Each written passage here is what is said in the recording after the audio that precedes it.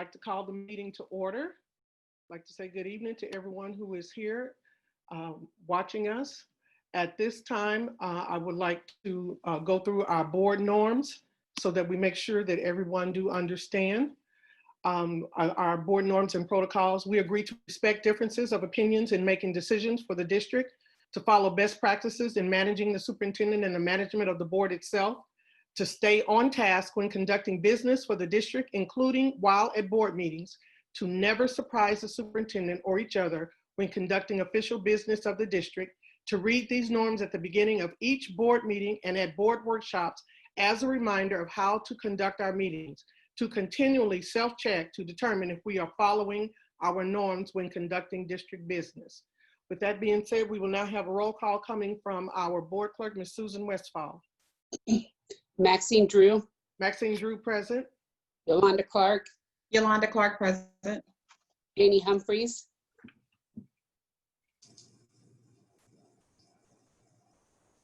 She must be on mute.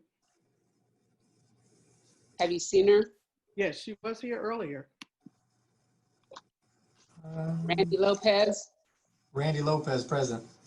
Wanda Brownlee Page. Wanda, you're on mute. Unmute, got it. Wanda Brownlee Page, present. Valdenia Nguyen. Valdenia Nguyen, present. Stacy Yeager. Stacy, present. Thank you. Mr. Fobbs, are you reaching out to see if you can connect Janie? Yes, I am. Okay, thank you. I need a motion for us to approve the regular agenda. I make a motion that we approve the regular agenda. I have a question. I don't know. I forgot the protocol. If I want to add something to the agenda, do we approve it first and then we add? This would be the time for you to bring it up. Okay, I had spoke with you and asked that we add the target reading to the agenda. I didn't see it on there anywhere. To add the what? The target literacy program to be added to the agenda. I didn't see anywhere on the agenda, and I spoke with you. So I thought it was going to be on there unless it's labeled something different than what I'm accustomed to.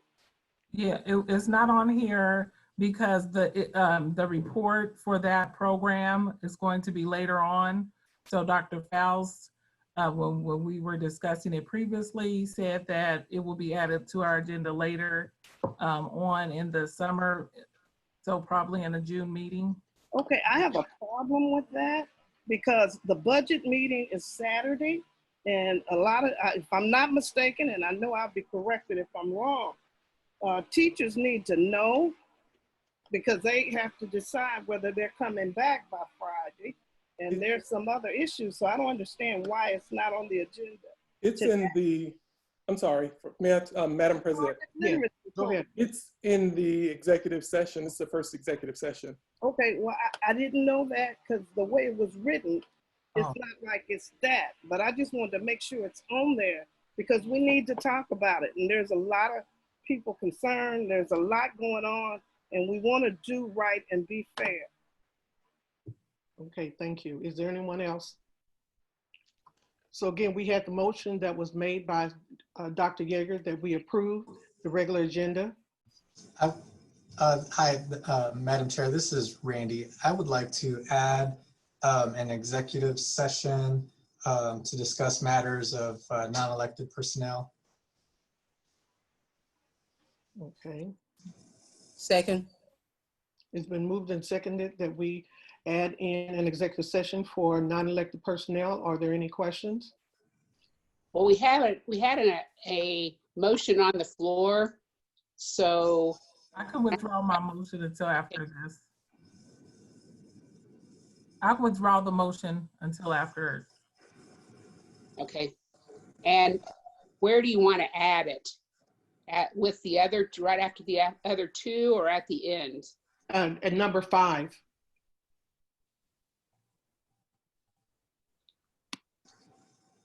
And make it B for number 5. Okay. Thank you.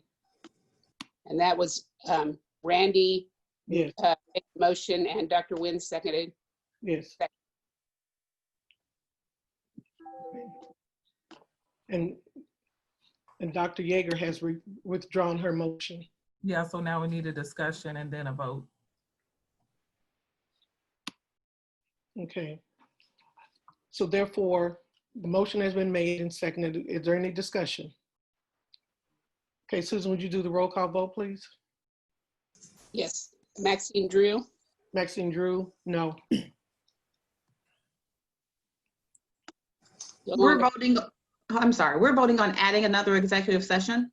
Yes. That's the actual vote, right? Okay.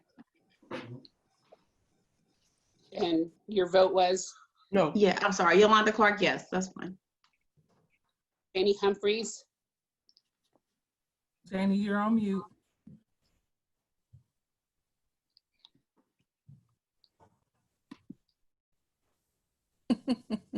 Thumbs up means yes. Yes.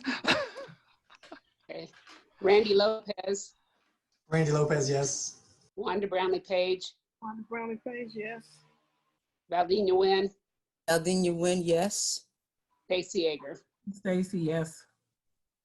Motion passes. Thank you. So now we are ready to go into executive session. Now we need to approve the agenda as amended. Oh, thank you. So therefore, could I get approval for us to accept the regular agenda with, as it is amended, with the executive session for non-elected personnel? Second, or so moved. Second. It's been moved and seconded that we accept the approval of the regular agenda with the added amendment within. Are there any questions or discussion? Okay, we'll do a roll call for approval. Maxine Drew, Maxine Drew, yes. Yolanda Clark, Yolanda Clark, yes. Janie Humphries, Janie Humphries, yes. Randy Lopez, Randy Lopez, yes. Wanda Brownlee Page, On the Brownie page, yes. Valdina Nguyen, Alden Nguyen, yes. Stacy Yeager. Stacy, yes. The motion passes. Thank you. We're now ready to go into executive session. And if I'm not mistaken, our first one will be for 15 minutes. Am I correct? Dr. Yeager, am I correct? This will be for 15 minutes? Yes. Okay. So therefore, I need a motion for the board to recess at 5:08 into 5:09 into executive session at 5:09 for 15 minutes to discuss matters of non-elected personnel in order to protect the privacy and interests of the party involved under the Kansas Open Meetings Act. And we will resume at 5:26. Am I correct? 5:24 with no action to follow. So moved. Second. Second. It's been moved and seconded that we will go into executive session and come back at 5:24 with no action to follow. Susan, Max, oops. roll call vote. Maxine Drew, Maxine Drew, yes. Yolanda Clark, Yolanda Clark, yes. Janie Humphries, Janie Humphries, yes. Randy Lopez, Randy Lopez, yes. Wanda Brownlee Page, On the Brownie page, yes. Valdina Nguyen, Alden Nguyen, yes. Stacy Yeager. Stacy, yes. Motion passes. Thank you.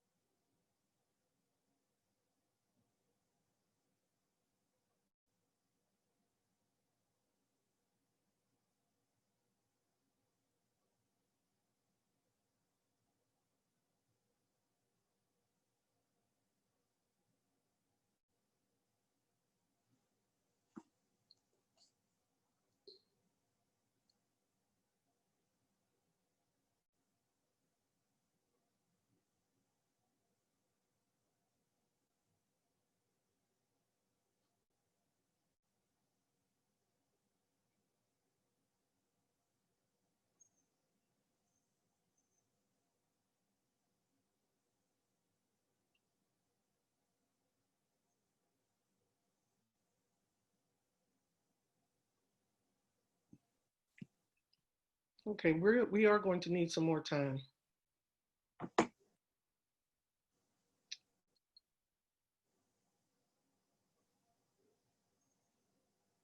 Randy and Yolanda, what time, how long do you think we need to,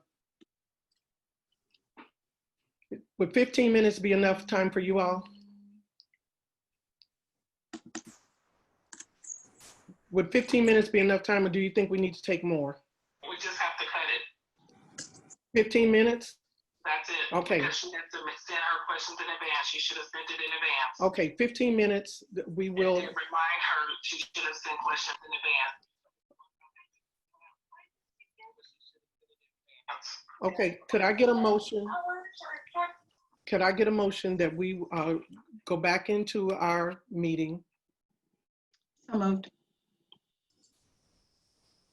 Second. For 15 It's been minutes. seconded that we go back into our meeting. All those, Susan, roll call vote, please.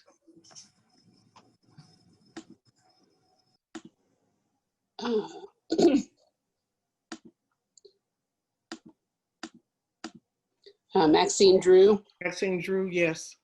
Yolanda Clark, Yolanda Clark, yes. Janie Humphries, Randy Lopez, Randy, yes. Wanda Brownlee Page, Valdina Nguyen, Stacy Yeager. Stacy, yes. Now, could I get a motion that we go back into our executive session with an additional 15 minutes with no action? So moved. Second. It's been moved and seconded. Susan, roll call vote, please. Maxine Drew, Maxine Drew, yes. Yolanda Clark, Yolanda Clark, yes. Randy Lopez, Randy, yes. Stacy Yeager. Stacy, yes. Motion passes. Thank you.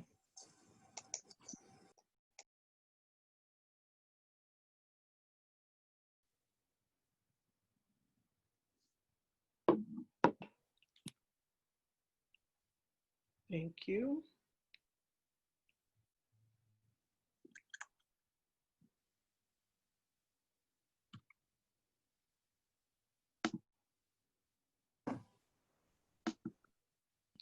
Is everyone back? Okay.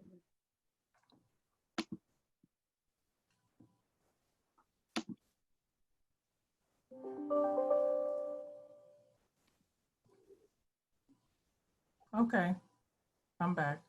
Okay, thank you. So could I have a motion that we resume our board meeting, that we go back into session? So moved.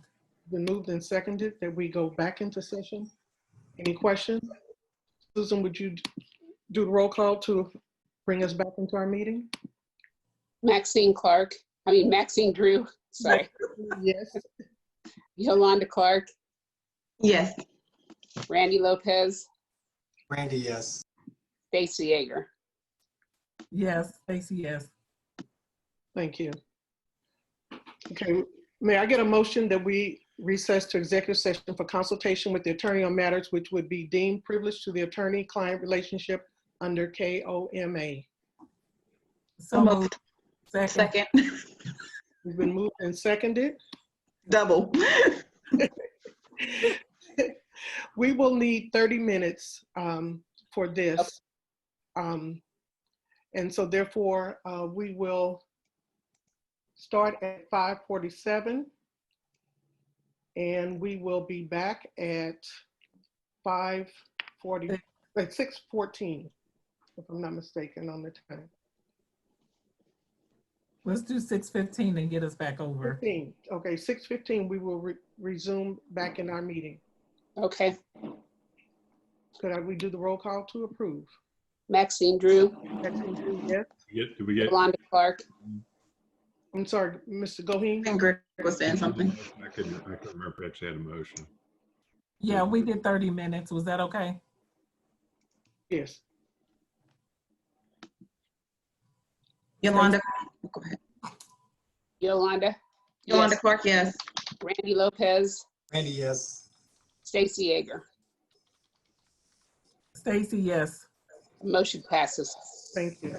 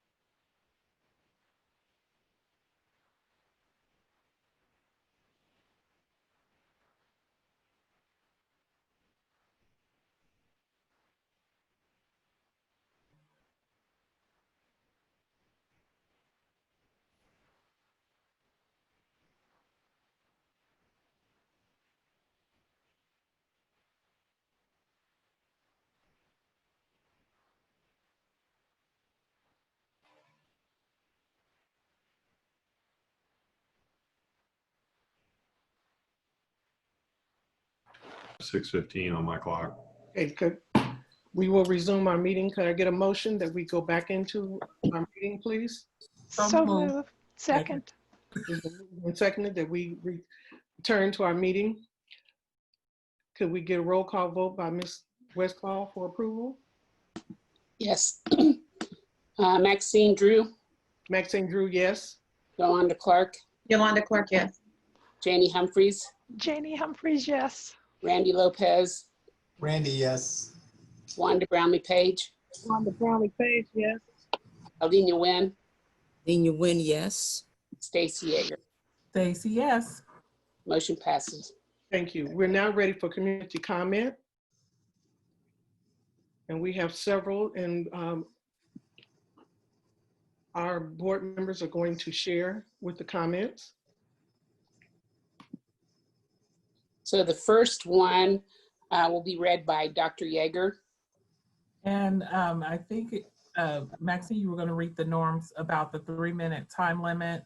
Susan will be timing it and advising of the 3-minute for the letters. Okay, so therefore, the provision, Kansas City Board of Education adhering to the directive from the state of Kansas and Wyandotte County Health Department in relation to limiting our public gatherings. And along with that, the community comments are speakers must limit their remarks to 3 minutes, which may include questions by the board. Speakers will be timed and advised when their time has expired. Extensions may be granted upon the majority of the vote of the board. And since we do not have these individuals present, we will adhere to the meeting of the reading of those for 3 minutes. And so with that, we will go ahead and get started. Madam President, I just have one question about that. We have not stated before that we were limiting it to 3 minutes being read. And if we have someone who reads slower than the people would talking, if they were here talking, it seems a little bit unfair. Just a comment. Okay, thank you. Maybe we should give like 4 minutes or 5 minutes if we are reading versus if the person was really here talking. Well, let's just go ahead and leave it at the 3 minute. And then if the additional time is needed, when that time is up, we will make that decision. Okay. So the first one, Dr. Okay. Yeager. The first one is by Kelly Emmett. It's an open letter to the Board of Education why the literacy program is needed on May 12, 2020. Dear Board of Education, good morning. My name is Dr. Kelly Emmett. I am a targeted literacy instructor at Washington High School. I am a first-year teacher completing an alternate certification in 6 through 12 English language arts. I intentionally chose to come to Kansas City Public Schools to serve the community of Washington High School. I have a PhD in higher education and 18+ years of college teaching experience, specifically in English, composition, rhetoric, speech, and I'm currently an adjunct faculty member at Avila University in Kansas City, Missouri. For almost 2 decades, I have observed that the new college student and returning to school adult students who enter my college courses are lacking the basic critical thinking, writing, and most importantly, reading skills that will help them succeed in their first semester of school and persist throughout college to graduation. My practice is exciting to teach at high school came from the notion that if I can help children develop critical thinking, reading composition, and literacy skills before they attend college, then perhaps I could help students find greater success in the workplace, in the higher education classroom.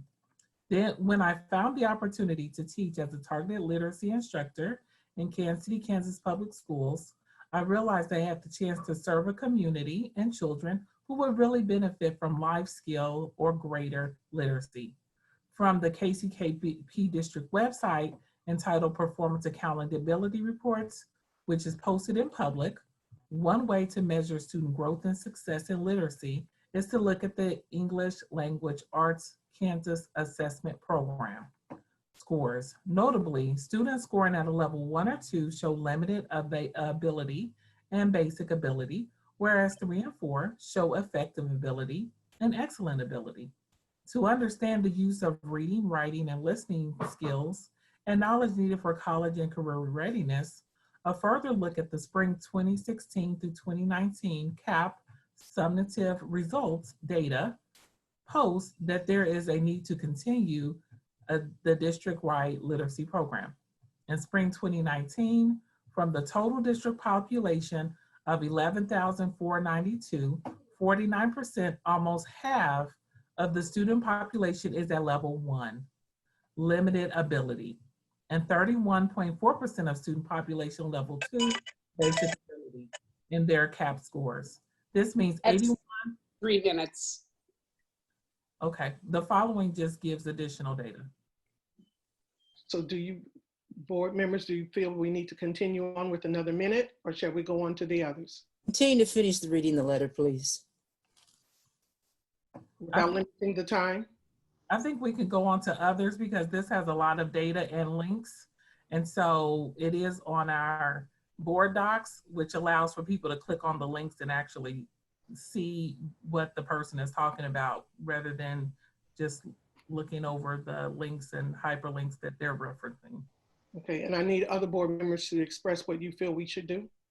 Well, they should, if she provided a lot of data, I think we're smart enough that you can highlight the key points, but we didn't set a time period because this is different from the way that it was originally set up. And we want to be fair because no time schedule was set. Okay. In regard to how we read the letters.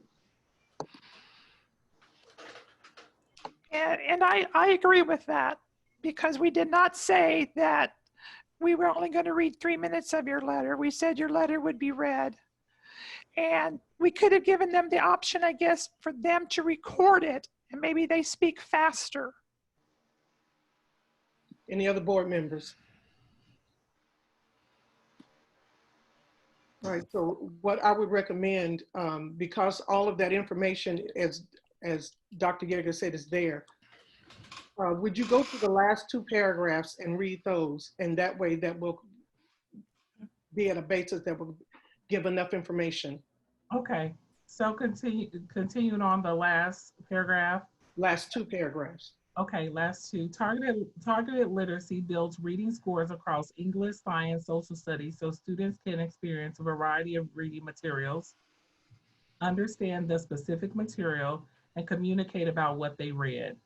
The critical thinking skills across subject, reading strategies, and literacy and target literacy classes prepare students for greater success on standardized tests, greater persistence as readers, and greater preparation for adult reading environments such as colleges, career training programs, military workplaces. Cross-disciplinary literacy and critical thinking skills prepare people to meet the adult world head-on by understanding their world through a variety of reading experiences and strategies.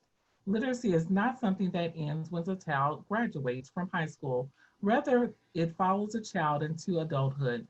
We are not just fostering children in targeted literacy, we are fostering adults who need to have literacy skills to operate in productive and contributing citizens to the real world. I implore the board to think about who this district serves, not just children, but future adults, and to reconsider, question, and veto the budget line item cut for targeted literacy program of the forthcoming 2020-21 year. Continue to give targeted literacy instruction the opportunity to serve to crusade as the district's legion of literacy warriors. Thank you.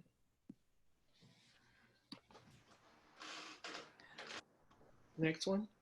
Okay, Rebecca Brown is the next one, will be read by Mrs. Humphries. Dear members of the board, I am writing to express my dismay at the elimination of the targeted literacy position across the district. Research has shown that ability to read is a high predictor of whether or not students graduate. I have attached one article on the issue for you. We also understand that due to a myriad of reasons, our students come to high school with deficiencies in their reading abilities. I have had the pleasure of working with our targeted literacy instructors in the classroom as informal instructional coaches during building professional development, and many times when I've needed help working with a student who is struggling to read at the rigor level needed in my class. The advice and instruction that they have given me has been invaluable. Having a targeted literacy instructor in my classroom enabled me to see different strategies and techniques in practice, and the difference was visible between the reading that class was able to do versus the reading in my classes without a TLI. I was also able to then adopt those strategies and techniques into my own teaching practice. I'm very concerned about dropping reading support when it is so vital to success in school and in life. If one can't read, one is at a severe disadvantage and will struggle to find success in one's life beyond the classroom. Our students deserve our very best, and eliminating the targeted literacy instructor position is placing one more barrier to success for our students. Thank you for your time and consideration. I really appreciate all that you do to support the students of the Kansas City, Kansas Public Schools. Sincerely, Rebecca Brown, teacher for English language learners. Next. Next one is from Jen Hill, will be read by Randy Lopez.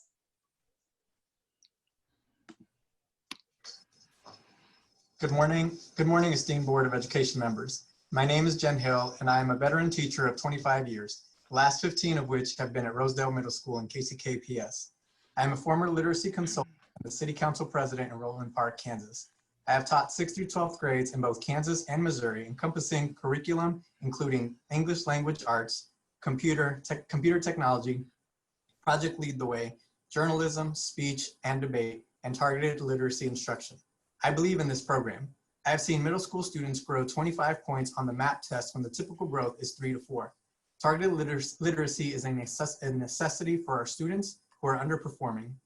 I cannot comprehend how a school district could cut a program intended for students who are needing the most assistance. I say cut even though this item is up for discussion today, because it was announced on May 6th that the administrative team had made this unilateral decision without Board of Education approval.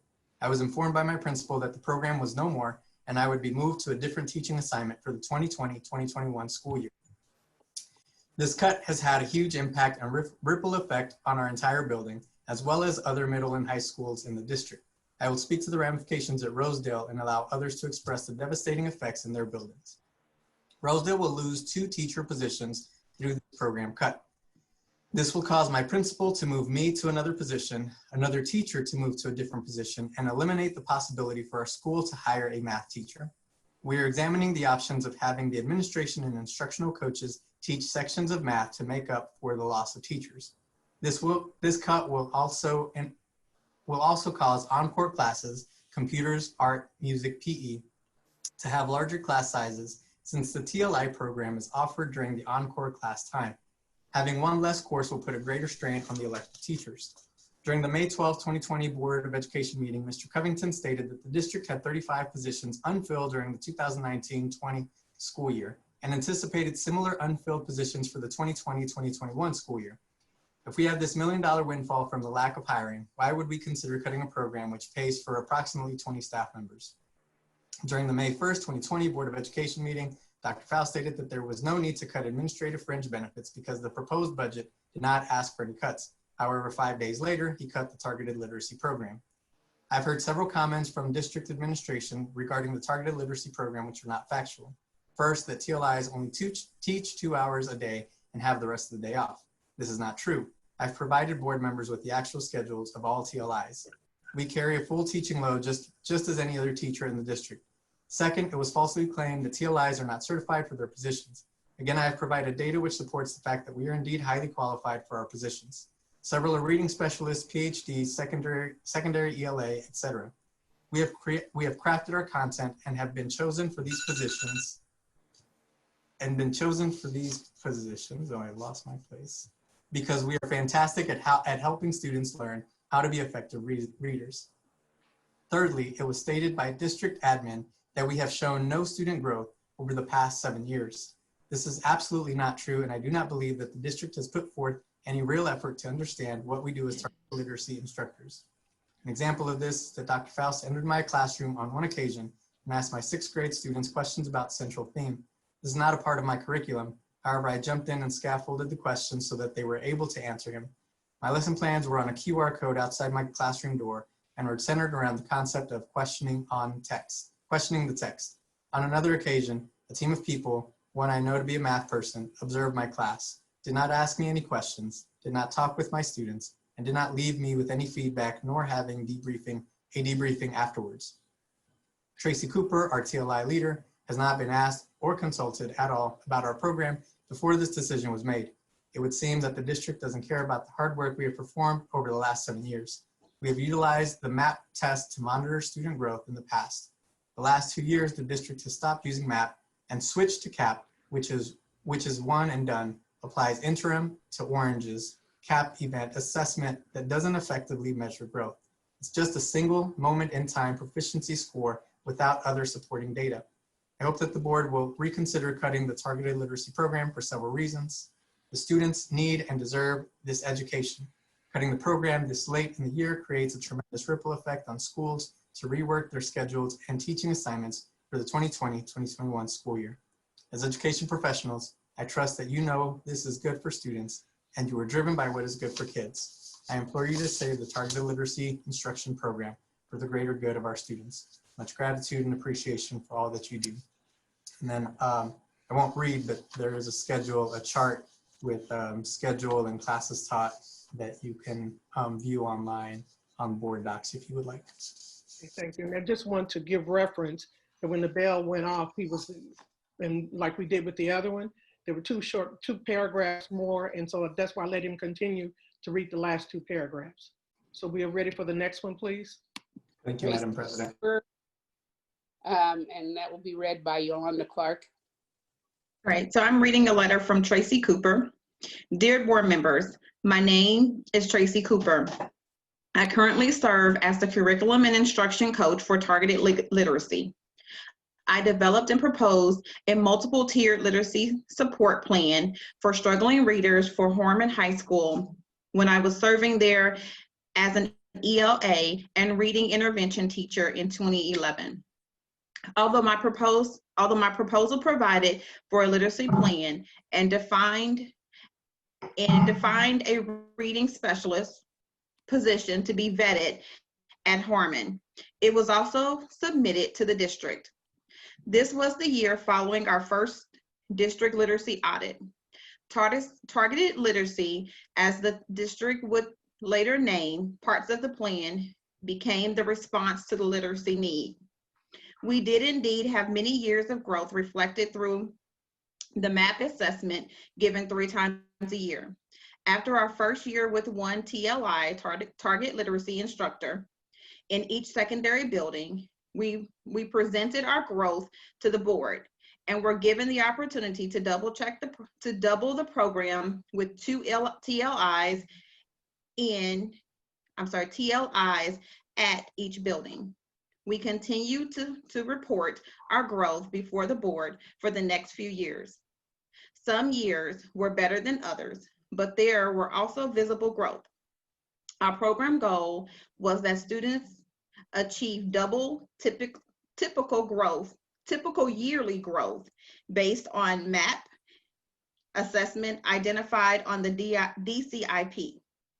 The subsequent literacy audit also referred to the effectiveness of our work. At that time, another important element of the target literacy was that it be part of a building literacy plan. No intervention with universal application across the curriculum will permanently change students' literacy skills application.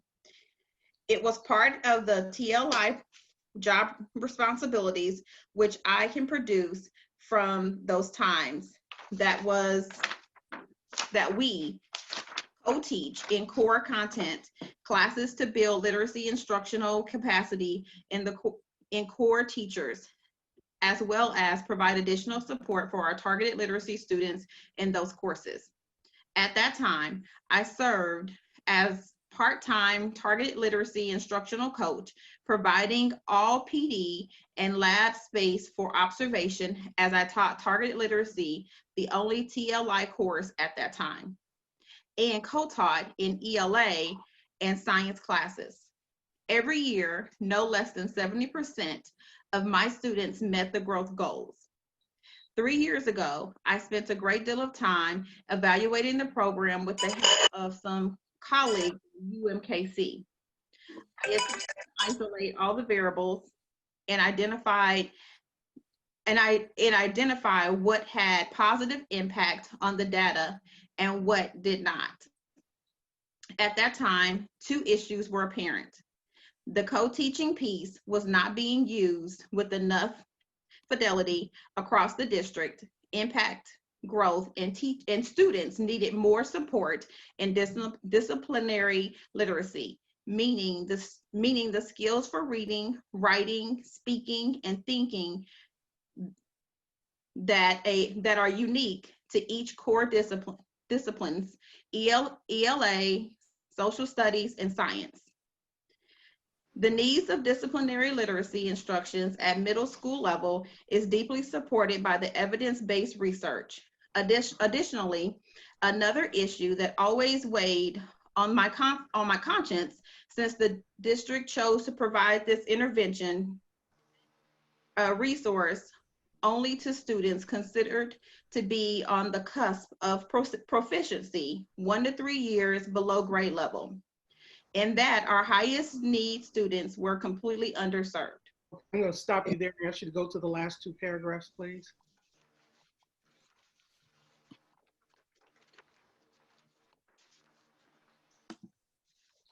Starting with, I'm not writing. I am not writing to advocate for target literacy retention. I just want to be sure the nature of our work and our passion for our students' literacy rights are clear. Many teachers have served as target literacy instructors, and students have been blessed under the care of nearly all of them. We have always had many highly effective educators invest in their work. 5 instructional coaches in our district were TLIs. Our current principal also served in this role. The leader in our district, who once served as a TLI, as TLIs are successful components and continue to see the essential nature of literacy for all students. Targeted literacy educators, or either I or the TLIs, provide literacy PD across all contents and in every building. Teachers have consistently expressed gratitude for very valuable resources and processes developed through the curriculum and its implementation through instruction. Targeted literacy has made a significant impact on literacy instruction in this district. And I believe you will find many teachers, instructional coaches, and even principals who if they felt safe to do so, would agree. We are all grateful that we had this opportunity over the last 7 years. We know we made a significant difference, and we have learned more than we ever anticipated. From our new positions, we will continue to diligently advocate for informed literacy instructions for all students. We thank the board members, past and present, who have supported the genuine endeavors to help our students, our kids.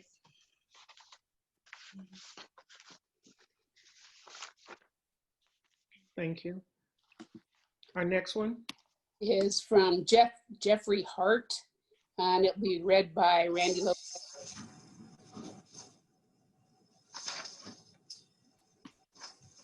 KCKPS Board of Education. My name is Jeffrey Hart, and I would appreciate your time. I am a social studies teacher at the Juvenile Detention Center, and I wish to add a comment about the Targeted Literacy Program. I have been informed this program may be scaled back or transitioned away from its present form. I wish to convey my support for the Targeted Literacy Program, the dedicated teachers, and our district's need to support this program. Targeted literacy offers more than general concepts, basic tools, and worksheets for teachers and students. It is more than a step-by-step program a teacher simply follows and implements within the classroom after 1 or 2 trainings over a school year. This program, when fully adopted by staff, can transform the learning environment. At the Juvenile Detention Center, this program is young, alive, and thriving. Students within a single classroom can range from ages 10 to 17. Most students' learning abilities fall into the following categories: general education, at-risk, English language learners, and special education. There is a measurably higher population of students with below grade level reading, writing, science, and math skills. Though the need for targeted literacy may appear self-evident for a classroom with this demographic layout, there are numerous classrooms in our district with student populations having below grade level reading and writing skills. When JDC staff embraced this program, teachers utilized weekly trainings over months to genuinely learn the basic concepts of targeted literacy. This gave JDC education staff from all departments a greater appreciation of this program. We decided targeted literacy would be utilized in all classrooms and not simply ELA class time. Students were expected to learn and utilize these strategies on a regular basis. From personal experience, it took a few weeks of guidance to introduce these strategies to students. Eventually, some students learned how to teach other peers how to use new graphic organizers and strategies correctly. Still, introducing these strategies required review from our targeted literacy teacher to help JDC teachers learn new ideas, concepts, and perspectives around this program. I wish to end by describing one student. The student was known to be a few years behind on his grade level reading. He did not attend school regularly outside of JDC. Adding to his deficit, he was hesitant to tackle any type of reading. We decided to integrate 3 strategies of good reading into the classroom, along with utilizing grade level appropriate text. When we identified the student's reading level, an appropriate text was identified and the student was introduced to the strategy. After a few weeks of guiding him through the strategy while using level appropriate text, he began to progress. When he mastered the targeted literacy strategy, he was able to use higher level text. Over time, he was noticeably able to read harder text. Targeted literacy, along with JDC's initial data and observations, show the potential for a long-term effective program for students and teachers. The continuity of these strategies would continue adding across the district and grade levels over a longer period of time would help reinforce student learning. I ask that KCKPS continue to support the targeted literacy program to continue training teachers and integrating these strategies into more classrooms. Sincerely, Jeffrey Hart. Thank you. Our next one, please. Is Penny Jones, be read by Yolanda Clark. All right. Dear school board members, my name is Penny Jones and I have been a teacher for 20 years. I have worked in 4 other schools as a high school English teacher. In the schools I have also taught a reading class of various levels in every district. I have worked in Missouri and Kansas. I've taught the job I applied for in this district. I taught the job I applied for in this district was as an English teacher. Yet in the end, I accepted the role as a TLI at FL Schlegel High School. 4 years ago, due to the disbelief I have in reading being the most important tool in the classroom. I know that the school board is committed to the successes of all of our students because of the mission and goals of this district that is provided to each student as they enter the classroom. Yet reconsidering a program that can only be an achievement in the lives of not only inner city demographics, but all students that are in desperate need of quality teachers that were employed to carry out the devoted and motivated task of helping our students become more successful with their education as well as their future endeavors, where reading is a massive link to the productivity in our societies. I feel the teachers in the program are handpicked for the task to see their mission as a teacher as being part of our successes of our students. We as teachers not only come from various backgrounds of content, but also of experience that can be applied to the coursework. Approving the dismantling of reading programs in the school district that has less than 10% proficiency would put an end to the values and mission of our school when it clearly states that it wants to become one of the top 10 school districts in the nation, which cannot happen with 10% reading proficiency overall. It also states that each student exits high school prepared for college and careers in global society at every level. Performance is on track and on time for success, which will not happen if students cannot comprehend what it is they are reading. Reading proficiency is the key to all facets of teaching and learning. If this is not taken seriously and discussed with the immediate stakeholders before throwing it away, then the last several years have been wasted. Grants, efforts, professional development, time, money. This is not the type of school district that I remember being a product of the Kansas City, Kansas school system. I would expect so much more than this from for my children and our students. There are many benefits to this reading program. We have fought through trials and error stages at the beginning, which pushed us forward to now becoming more aware of the vital criteria and data from the results of the past few years. We are finally able to gain acceptance of our program into the building that did not easily understand the need for it, but have now recognized it as a vital part of our curriculum and as educators. Now is the time to begin using our experiences of teaching this coursework as more data-based type programs and make the pieces of growth that we as a literacy instructors have taken notice of as this program has begun to show merit. Okay, I'm gonna stop you, and would you go down to the last two paragraphs, please? I have personally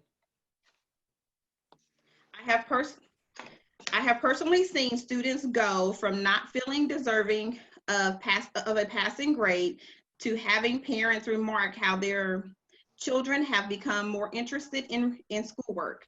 I have seen kids leave our classroom with confidence as students, with more mature look at the future and hope towards going to college.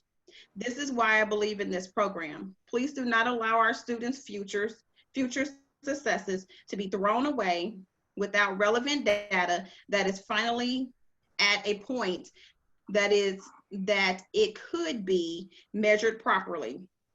The program is in place and has been reviewed and readjusted for our students, as it has also become a place where our teachers have been able to utilize the various benefits from the program in their own classes as well. Give it a fighting chance. It is all about the students. They are our future.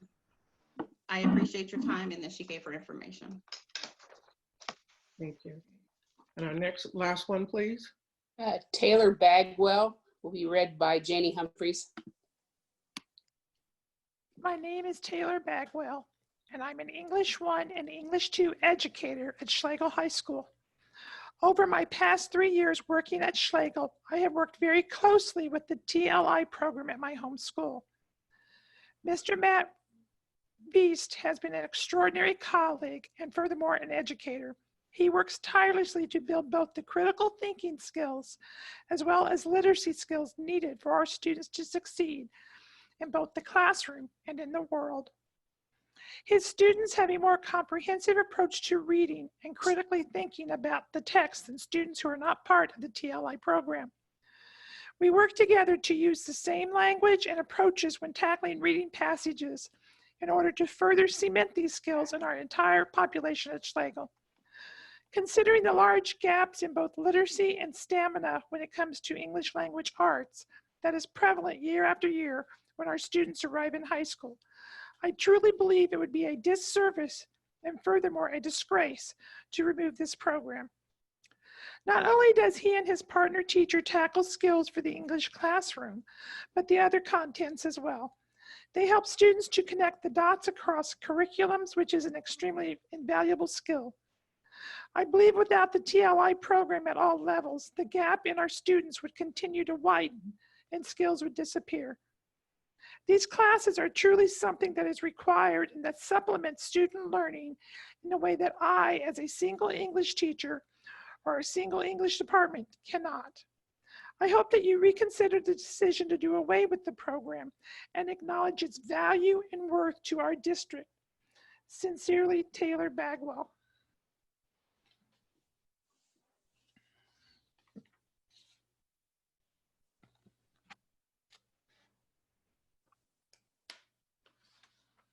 We'd like to thank those individuals who did write and send us information in relation to the decision that we have to work with and related to the Target Literacy Program. And we will be giving more information later. With that being said, we're now ready to move toward our next topic, which is on board updates, starting first with graduation update. Hello, I'm Sharita Hutton, Director of Communications, and I'm going to share my screen really quick. Hopefully everybody can see that. As you may know, after the last board meeting, it was asked if we could host a survey to go out to all seniors to see their thoughts on graduation, either it being at the drive-in or it moving to a later date, possibly in July, to align with some of the other school districts, knowing that there's a possibility that COVID might still be an issue in July, which means there would be no graduation. We would move essentially to a virtual graduation. After that board meeting on Tuesday, the 12th, we released one of our first surveys on the 13th, around 10 o'clock in the morning. That survey was sent out from all of the principals to the students. There were some flaws with that survey in the sense that the link, even though it went to some of the seniors, it then was posted by some of the members of our community onto social media, which then, of course, kind of skewed some of our numbers. In about 2 to 3 hours, we received over 1,300 entries. The other flaw that we found with that first survey is that people could refresh the website and vote again and vote over and over and over again. But there's a look at what those numbers look like before we pulled it off after we learned that it had been shared numerous times on social media. After that, with the help of David Rand, he helped us make another survey that went to all of our seniors' IP addresses. So basically with this new link, none of the seniors were able to share it. They could only vote once. And then this is kind of the response that we got. So it went live Wednesday evening. It then closed down Friday at 2 o'clock that afternoon. Out of the 1,500 surveys we sent out, we got a little less than 450 responses. Plan A on your screen right now is for the drive-in. Plan B is for moving it back to July, knowing that it could possibly go virtual. So basically, if you look at those numbers, it looks like Fairfax and Wyandotte were the two high schools that chose to stick with the drive-in. All of the other numbers chose to push it back to July. Here's how the percentage breakdown kind of looks there. Following the votes closing on Friday at 2 o'clock, I did meet with Mr. Lopez and also Dr. Yeager, who asked, what were the principals' response to this survey? At that time, I had not spoke to the principals because it was kind of early in the morning. Later on that day, I did speak to them. All of them had major concerns about a couple of things. Number one, the possibility of moving it to July, COVID being an issue, they would not be able to have a graduation. The other big concern was with the number of people that actually voted. Without only 450 out of that 1,500 graduates, there were some concerns around those numbers. Schlegel, in fact, then hosted another vote on their own. Sorry, I'll keep those numbers up. Hosted another vote on their own this past Friday. All of their students were coming in to drop off all of their items, pick up anything else that they had left behind. Out of that, they had 116 graduates go back and vote. Their numbers then changed. So that means they ended up going in with 91 for the drive-in, 25 for pushing back July, which of course is different than those first numbers that you see right there. I don't know what questions you might have for me. Any board members have any questions or comments? When you look at the phase, I think we're in phase 1.5 or we're in 2. What the governor put in. You'll correct me if I'm wrong in terms of where we are in phases. But from what she put up, it said that you couldn't have more, I think after June 7th, you couldn't have more than 45 people at a public event. And I know you guys bypassed the governor. So how does that fall in what she's saying that we need to do and what you're trying to do? Right. So by the time we host graduation, because we're technically supposed to be starting graduation on Monday, would be our first graduation, June 1st, would be our alternative schools. We would be in phase 2 at that time. Our graduation is different in the sense that we are not gathering as a group, because there is the whole do not stay in your vehicle. And you might remember we did get approval from the Wyandotte County Health Department and also the mayor saying that we could move forward with this manner as long as we understood the restrictions that were placed upon us. So you've done the survey. We've done the survey, yes. What's going to happen? I know we voted one way. You've done the survey, so where do we go from here?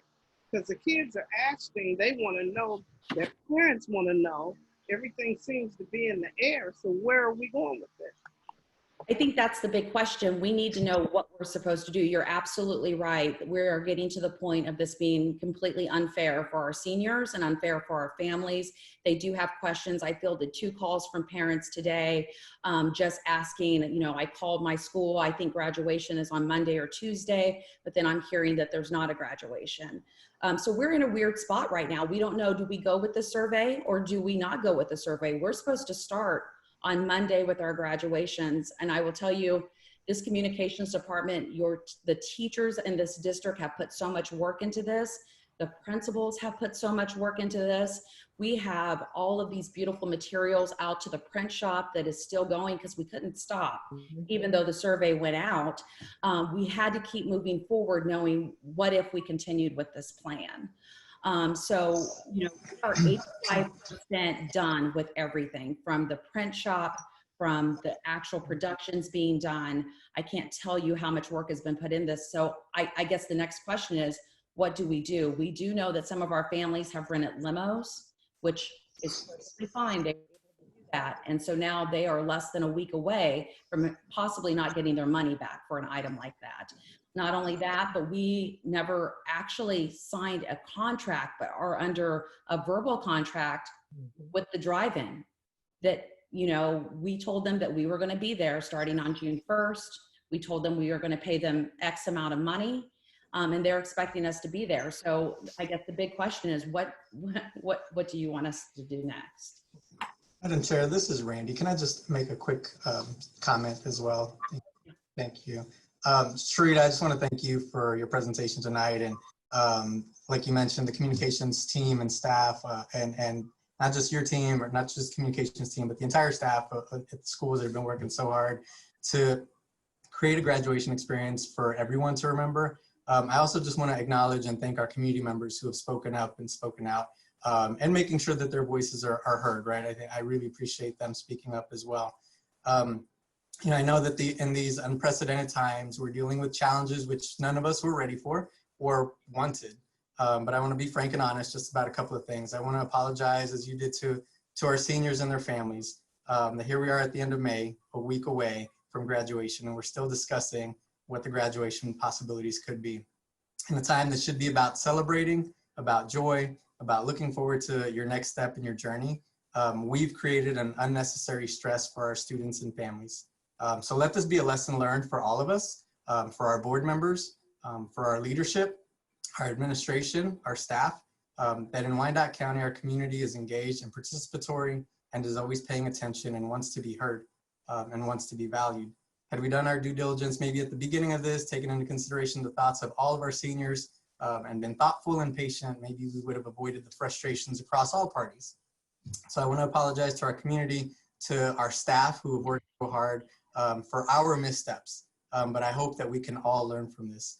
Please know, and I'll speak directly to the seniors and families who are watching now, please know that I'm proud of all of our graduates. And this pandemic, while it alters the celebration, does not diminish your success, does not diminish you, nor the meanings of your accomplishments. And I hope that we can learn from this and in the future be more transparent and inclusive of all of our communities. So again, I just want to thank Sharita and your team and all of our staff for all the work that you've put into this. And I also want to thank our community for speaking up. Okay, thank you. Along with that, we recognize that we're trying to adhere to making sure that we do acknowledge our seniors as they graduate. And I want to thank Sharita and her team as well for everything that they have done. The Unified Government issued a statement last week to announce their plan for reopening Wyandotte County. And the county has aligned its COVID-19 recovery process with the state of Kansas as phase 2 plan. Now, while the county has made progress in reducing the transmission of COVID-19 and following the curve, the county's chief medical officer urges everyone to continue to practice social distancing requirements and avoid mass gatherings. According to our chief medical officer, although there have been loosening of some of these restrictions, we must understand that COVID-19 remains a threat in Wyandotte County. The health and safety of our students, their families, and our KCKPS staff is a top priority. We don't know what the future holds as it relates to the uncertainty of this pandemic. There are too many moving parts and factors to take into consideration to host graduations in July. I understand and I appreciate the concerns that have been shared that this is not the ideal way some want to host a graduation. We're not following tradition now. However, we must remember that our present circumstances are not the norm. This has been a very challenging time for all of us. So we decided that we would put in a plan and put it in place, and that has been improved not only by the staff, some of our staff members, but by our county medical officer, as well as the unified government. Therefore, I would encourage us as board members and even within the community that you support as we move forward with the current plan to host the 2020 graduation at the drive-in on the dates assigned for each school. We may have made some mistakes, but now what we're trying to do is to fix the problem and move forward in a positive way. And the only way that we can do that is if we support each other in all that we do. Again, this may not be done the way some of us want it to be done at this particular time, but I ask sincerely that you give us a chance to make this as much of a memorable celebration for our students who are going to graduate as much as possible under the present circumstances of us dealing with COVID-19. And so I am encouraging the board to let's stick with our plan and let's move forward. And we will do better, as Mr. Lopez mentioned earlier in his comments, to make sure that we do things decent and in order. If a mistake was made, charge it to our head and not our hearts, but we're trying to now to make sure that we acknowledge our graduates for 2020. Thank you. Thank you. This is Yolanda. Excuse me. I know we've had a lot of conversation about this. We surveyed our community. We wanted to hear what our seniors had to say. I recognize that there has been a lot of work put into this, but I also don't want us to lose sight that our students have worked very hard to get where they are as of now as well, which is basically what our community is saying to us. One of the things we've heard more than anything is, I want to be able to see my student walk across the stage.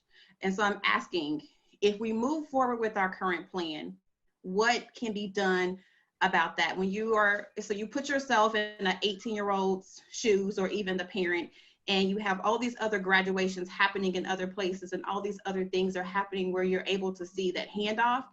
I do think we need to evaluate how can we get our students to be able to walk across the stage at all, if at all possible. I think technically we haven't really seen anybody walk across the stage. There's been the drive-through graduation that we've seen on TV, but I think that is also part of the problem. We keep seeing all of these things happening and they look beautiful, but we haven't seen this yet, right? So we can't compare it to what somebody else is doing at this point because we're not there yet. So a couple of things will happen. Of course, the graduation at the drive-in, we will then stream it on Facebook for anybody who cannot be there so that they can also watch graduation. We are looking at diploma pickup for all of the high schools the day after graduation. And we're trying to review, is there a way that when kids pick up their diploma, they can also get a photo taken? So we would have a professional photographer there. It'll allow for us to make sure there's no social distancing is still there. We would be able to kind of time this out a little bit. So there will still be those moments captured of your son or daughter holding that diploma in their hand with their cap and gown. Okay, so Sharita, I hear what you're saying. Walking across the stage, I totally get that. I get that part. Yeah. And I do understand. I mean, like Randy couldn't have said it better. I mean, there's been a lot of lessons learned, and I know we all know that. No one predicted this. There's a lot of stipulations that are coming along with this, and so I know we talked in our last board meeting about the one car. Have we heard back from people, from parents, families? How's that? Yeah, so, and I'm sorry, I should have pulled all of those numbers for you. Yes, all of the schools have captured how many people have requested a second car in addition to those people who needed assistance with transportation. I will tell you, I think Sumner may have the highest number of requests for a second vehicle, and that number is 3. I believe Bridges also has 3 people that have requested a second car. J.C. Harmon requested no additional vehicles. Wyandotte has 3 additional people. So about 3 for each of these schools have requested a second vehicle at these drive-ins. I want to be honest with you, and I'm not calling, just know that I struggle with those numbers, because the day is going to come, we're going to have these people show up at the gate, their kids are going to be graduating, they didn't pay attention to all of this stuff that's going on. How come I can't come in to watch mom's in? How come dad can't come in? How are we handling that? Well, I mean, that was the big thing that was communicated from all of the schools and also communicated from the district. If you needed, if you had issues with the transportation, not only assistance, but the transportation method, as far as that one car, then you were asked to call the phone number that was set up for each one of the schools. Each of the schools then took in that information on their own, and then of course passed it along to us. So as we're making this Google Doc, this form, so we can make sure we check off people as they arrive, we're kind of keeping track of it that way. So I hear what was communicated, but I also know that our numbers from our survey and how many of them were actually active and participated with getting survey results in. How will we handle cars at the door that say, I mean, we need to think about it. You don't have to answer it. I want us to just think about it. I'm not asking you to even answer it publicly. I would, but just, there has to be a plan. I would think there has to be a plan, and I encourage our families to make sure that they are passing the word for that. But one of the biggest things we heard, and I go back again to, is that night you're telling me my senior is graduating, you want me to stay in the car, my kid can't even get out of the car. So I'm still struggling with that part of it, and for us to complete a survey and ask those questions and to hear that feedback, and we're not doing anything there. Well, one of the things I'm a firm believer is that if we are going to be consistent with the plan that we put into place, I've learned that people will eventually follow that plan. And you have to also consider that the police department will be there as well to help us make sure that we're going to manage and do what is necessary. When we first presented this, the community was very much in favor of doing this. When we started looking at other things, other ways that other schools, for whatever reason, would have graduation services, that's when the other ideas came. I think what we need to do as a community, as a board, as staff, as teachers and students, first of all, to recognize this is just one opportunity that has happened that we did not expect. We have a plan in place. Let's stick with it. If it doesn't work out the way we want it, if we are back in the same position next year, we will make changes. But our only other alternative is to be able to expose people to various things having to deal with this pandemic, and we don't want to do that. They have put in a lot of work to make sure everything is going to be given to acknowledge the importance of these young people graduating from high school. No, we're not doing it traditionally. But let's accept it. Let's move on. We voted at our last meeting that for 5-2 to stick with it. Let's stick with our plan, because even if we switch right now, how hard these people have been working to put everything in place. I think we need to stick with it, show some support to the community, and ask the community to support the plan that has been put into place, and it will work itself out. And Mr. I respect what you're saying, and I think we need to acknowledge work has been hard on both sides. Work has been hard on our students. So our students have worked very hard to get where they are as well. And so I want to make sure that we do not silence their voice by saying, this is where we are, this is what we're going to do. We worked very hard to put this plan in place, and basically we're accepting what we have. So I want us, that's where I'm coming from. Mm-hmm. I get it. I can tell you as a parent of 3, I'd be okay with the plan this year, but I can only speak for me. Mm-hmm. That's all I can speak for, is myself. Thank you. Sharita, this is Janie Humphreys. I have a question. You said that they're going to pick up their diplomas the next day. Is that correct? That is correct. And we're going to have a professional photographer there to Yes. take pictures. Yes. Can we also furnish them, each graduate, 2 pictures so that they can share them with their family? Yeah, I think we could totally look into that option. We'll figure out with the photographer. Yeah, and then that was kind of the idea behind the pictures, is being able to offer those to the family since they aren't getting the stage. And Right. you know, I will just say, you know, and I thank you guys for thanking me for the work behind this, but it's not just me, it's a whole team. But I don't want you to think that, and the people that are listening to this meeting right now in the community, I don't have a senior graduating, but there is so much love going into this. It is your students that are in your school. It is your teachers. It is your principal.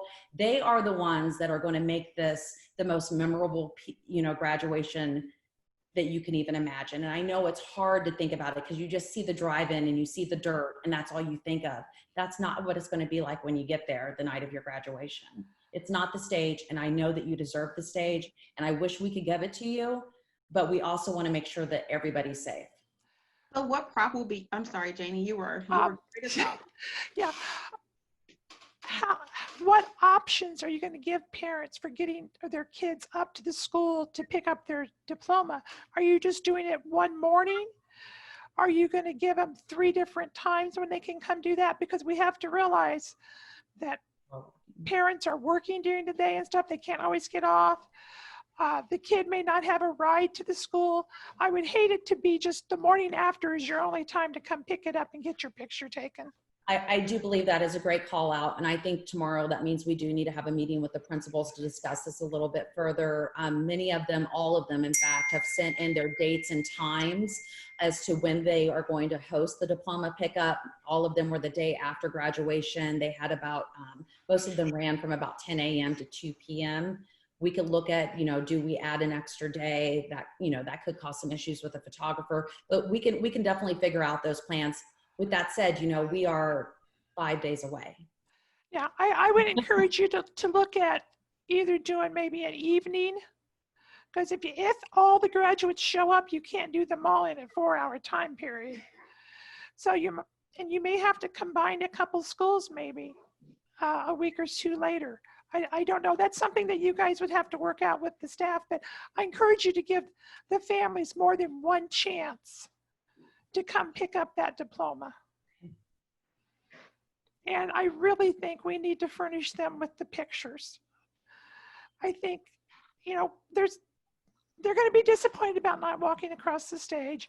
They're going to be disappointed about not being able to take a picture of their child walking across the stage.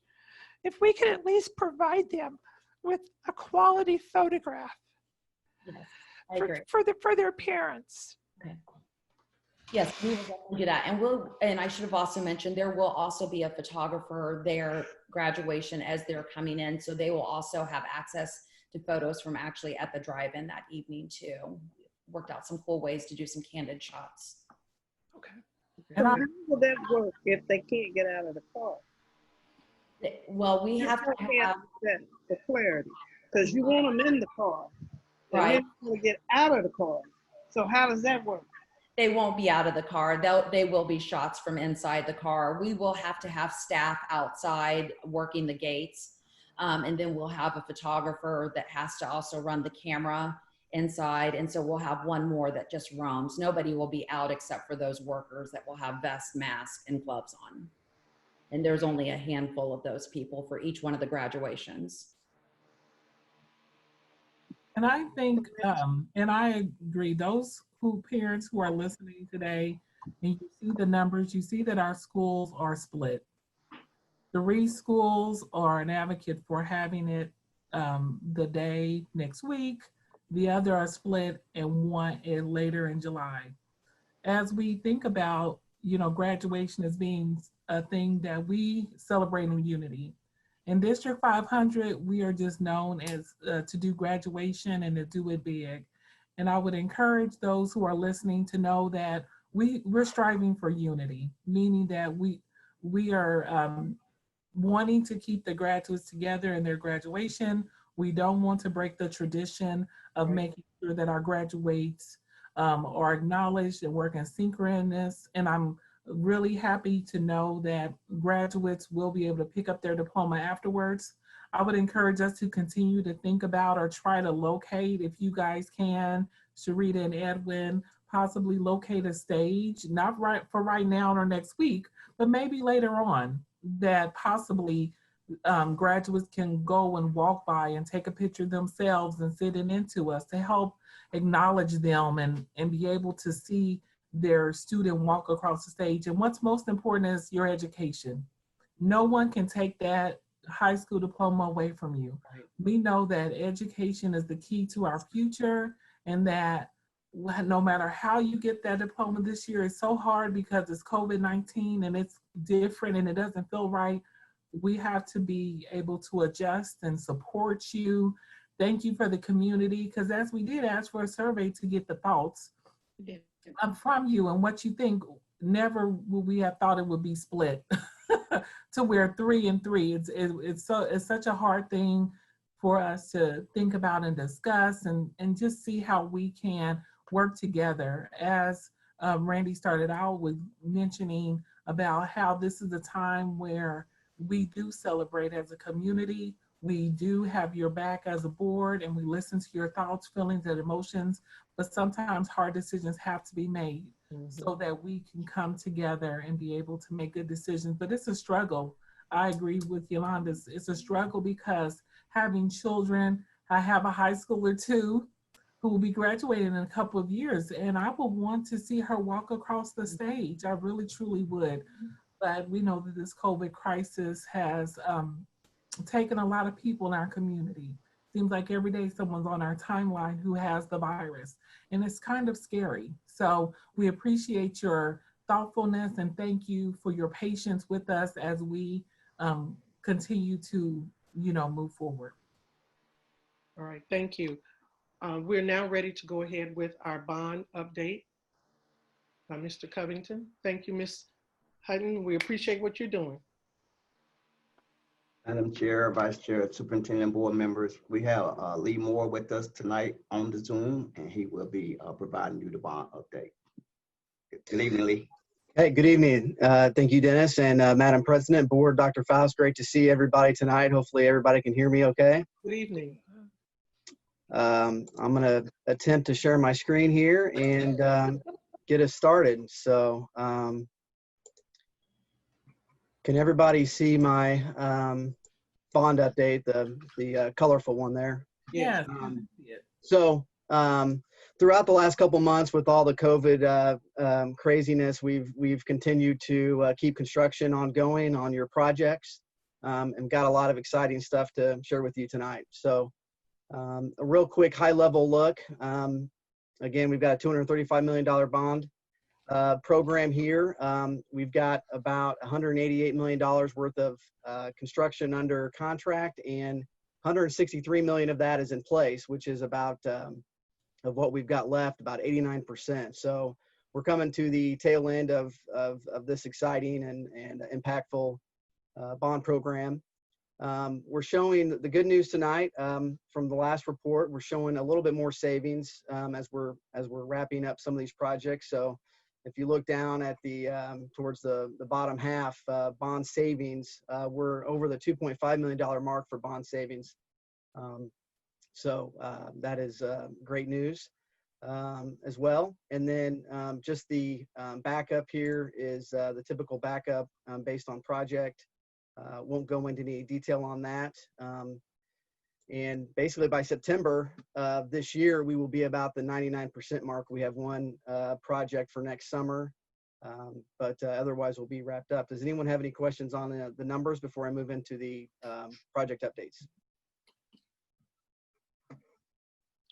Okay. Okay. So we are at 14 buildings, 14 projects right now. So we definitely got a lot going on. We were actually able to get into our summer projects a little early. So you'll see some good progress on those, even though typically this would be right around the time we would normally start. So we'll start here at Washington High School. And so we've got our, this is our phase 2 of Washington. If you recall, last summer we finished the first phase, which was half of the plumbing, replumbing of the building, and then the administration area. So this summer we're doing the second half of the plumbing renovation, and then also renovating 2 science classrooms, as well as multiple bathrooms and locker rooms as part of that replumbing. So we're wrapping up demolition this week, and June will be dedicated to basically doing our finishes. You can kind of see some pictures of the hallway where the trenches are patched. So we do have all our underground rough-in complete for all our plumbing. And then you can see some site work there. We are actually wrapped up with all the site utilities and should have asphalt down over the next 2 weeks and get those parking lots back open. And then you can see in the science classrooms, we've got a little bit of framing going. And like I said, we're dedicated now to finishes. Mm-hmm. Move on to our next project, which is West Park Elementary. This is a new build. A lot of great pictures here. We're in that final stage. We've started furniture, fixtures, and equipment that you guys are providing. You started to move that in, and we're also in the process of doing the architectural punch list. You can see there several rooms looking really good, coming together. And we're looking to have some inspections with the city in June, and should be opening that up for teachers and staff in July on schedule. And we will also be starting the demolition of William Allen White in the month of July as well. Next project we call Work Package 11A. That's actually 4 existing elementary schools that we are doing secure entries and some miscellaneous administration area remodels. So the first project is John F. Kennedy Elementary. Again, we got started on this one a little early, and so we're wrapping up demolition. And you can kind of see us starting to do some metal framing and getting into building the space back up into its new plan. And then we've also got a little bit of site work, and so we're prepping that, and we will be getting that down next month. Our next project is Lindbergh Elementary, similar project from a standpoint of secure entrance. You can see we are starting to get some rough-in done. You can see some drywall at our new front office, and so that one's coming along pretty well. The next school in this package is Stony Point South Elementary School. You can see there in the picture, we've already started building back. We've got the new storefront started for the secure entrance. And then you can see at the bottom there at the new reception, we're getting the ceiling completed and again, starting on finishes on those projects. The last of this work package is Francis Willard. We have a significant amount of work there. We're doing the interior secure entrance and some remodels, and then we actually have a significant amount of site work going on. So similar status, we are wrapping up the demolition and have started kind of doing some build back in this area. And then you can see what we've got going on at the site work. On the left-hand side of the page is kind of the back part of the building. And we are wrapping up site utilities, and we'll be working on in June, getting the parking lot, the new bus drive rebuilt. And then on the right side, you can see where we've got the circle drive at the front of the building. And so again, you'll get a new circle drive there for parent drop off, and we'll be pouring that in June as well. Next project is what we call 11B. So it's 2 more elementary schools, Emerson and Noble Prentice. Similar projects. We've got secure entrances, and then we've actually got a kitchen at one of the projects. And so you can see, just again, we've got some exterior concrete at Noble Prentice completed, as well as some new stairs there. And we're working on interior finishes. And in Emerson, we've got a little bit of site work going on there as well. We'll get that poured. And then you can see the build back and the office framing and ceiling demo. So next project is Lowell Bruni Elementary. This is a new construction of your new elementary school. Again, a lot of exciting pictures here, and this is kind of the same status as West Park on the same track. Finishing up a lot of finishes this month. Again, we've started moving in owner furniture, fixtures, and equipment. You can see there we got the kitchen coming together. And again, same timeline. We're going to be working with the city inspections in June. We've pretty much wrapped up the site work from an asphalt standpoint, so we're going to start trying to turn that thing green as far as the site work goes with plantings and whatnot, and wrapping up our fence. So again, we'll be wrapping up in June, and then turning it over in July for staff and teacher move-in, get ready for school. Next project is our new middle school, Carl B. Bruce Middle School at the Northwest Middle School site.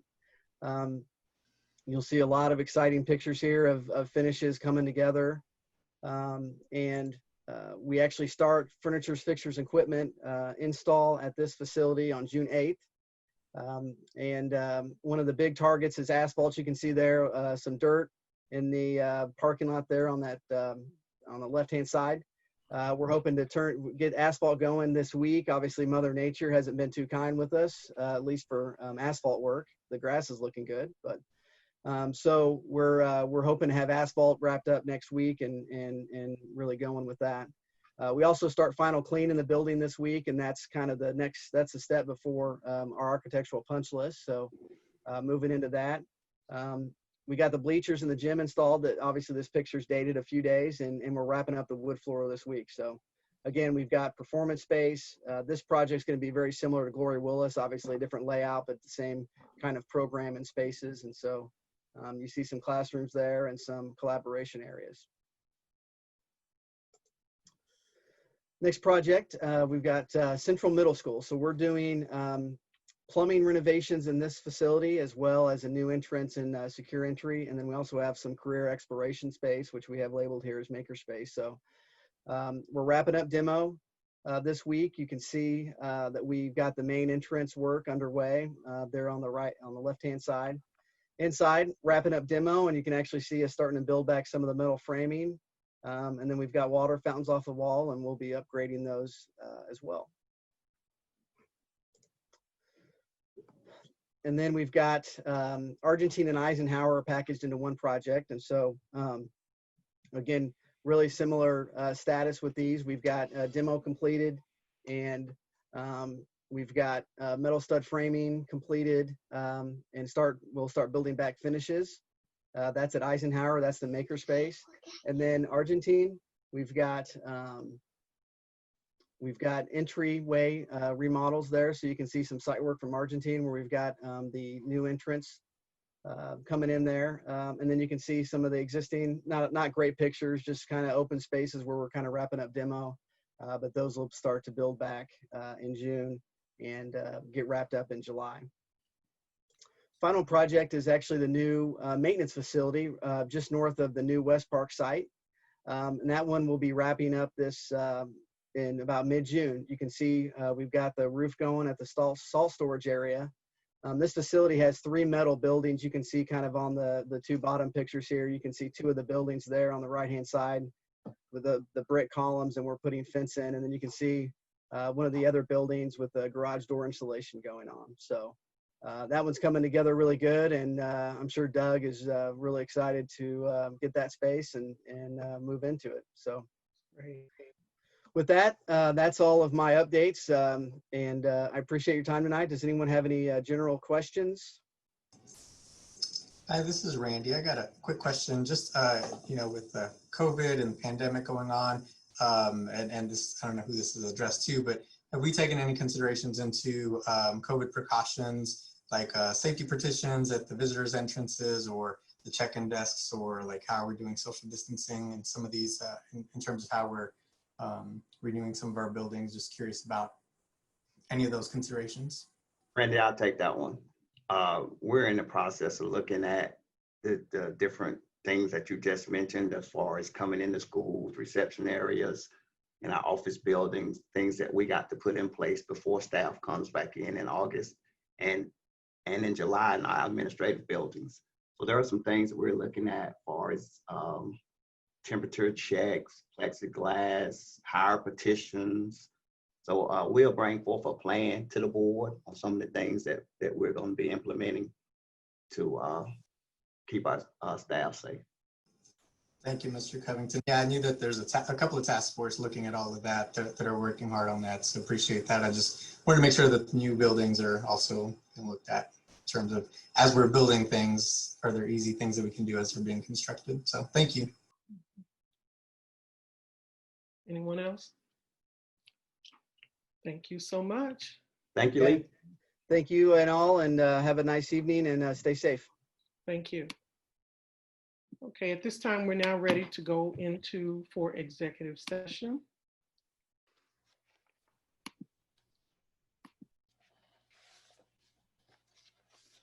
And so therefore, I need a motion for the board to recess to executive session at, it is 7:32. And how many minutes will we need? Greg, I'd say at least 20. 20 minutes? can you give us a 2-minute transition time, Maxine, please? So we will go in at 7:35 and we will take 20 minutes and resume, and 20 minutes to discuss teacher negotiation pursuant to the exception for employee negotiations under the Kansas Open Meetings Act. The open meeting will resume at 7:55 with no action to follow. Could I get a motion? So moved. Yolanda, you're on mute. Second. It's been moved and seconded that we go into executive session to discuss teacher negotiation pursuant to the exception for employee negotiations under the Kansas Open Meetings Act. And we will resume at 7:55.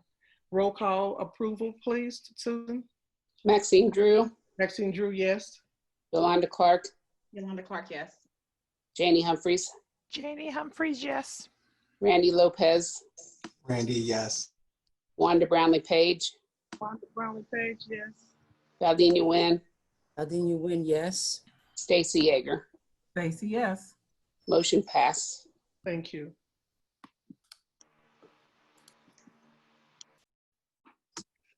To need additional 15 minutes.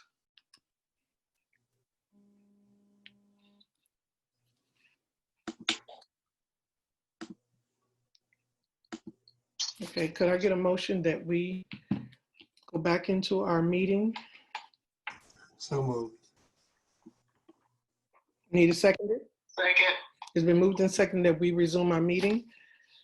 We are still in our executive session, and so therefore I'm going to ask for an additional 15 minutes for us starting at 8 o'clock and being back at 8:15. Are there any questions? Okay, Susan, would you do a roll call? Well, could I get a motion, please? So moved.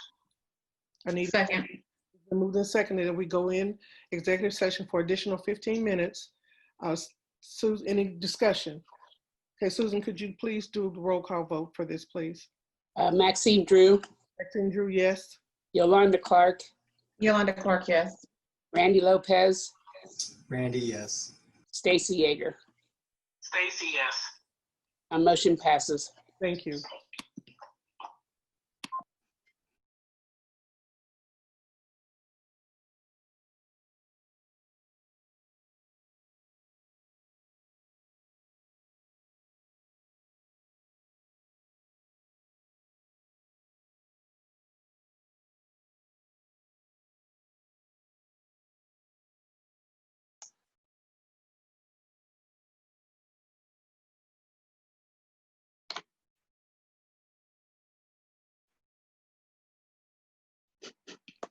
Okay, could I get a motion that we go back into our meeting, please? So moved. Second. It's been moved and seconded that we resume our meeting. Susan, could you do the roll call to approve it, please? Yes. Maxine Drew, Maxine Drew, yes. Yolanda Clark, Yolanda Clark, yes. Randy Lopez, Randy, yes. Stacy Yeager. Stacy, yes. Thank you. Motion passes. Thank you. Now I need a motion for us to go back into executive session. We will need 15 minutes and then coming back into our meeting with no action to follow. So moved. Second. It's been moved and seconded. Any questions, discussion? Susan, we do roll call. Okay, and this is the same. The same one, yes. Okay. Maxine Drew, Maxine Drew, yes. Yolanda Clark, Yolanda Clark, yes. Randy Lopez, Randy Lopez, yes. Stacy Yeager. Stacy, yes. Motion passes. Thank you.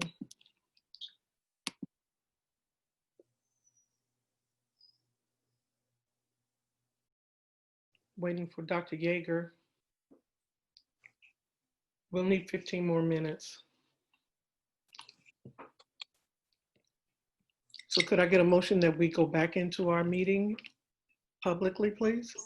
So moved. It's been moved and Second.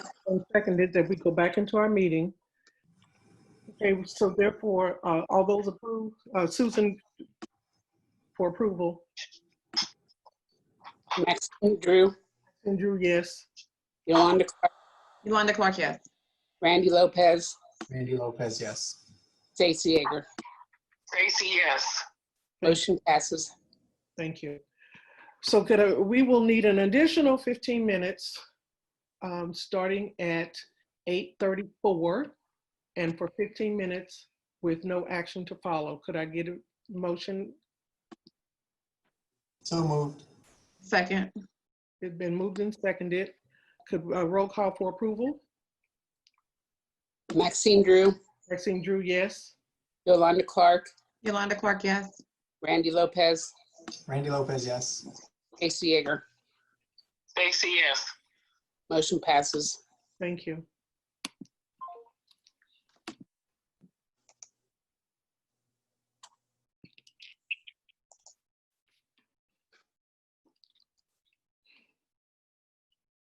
Okay.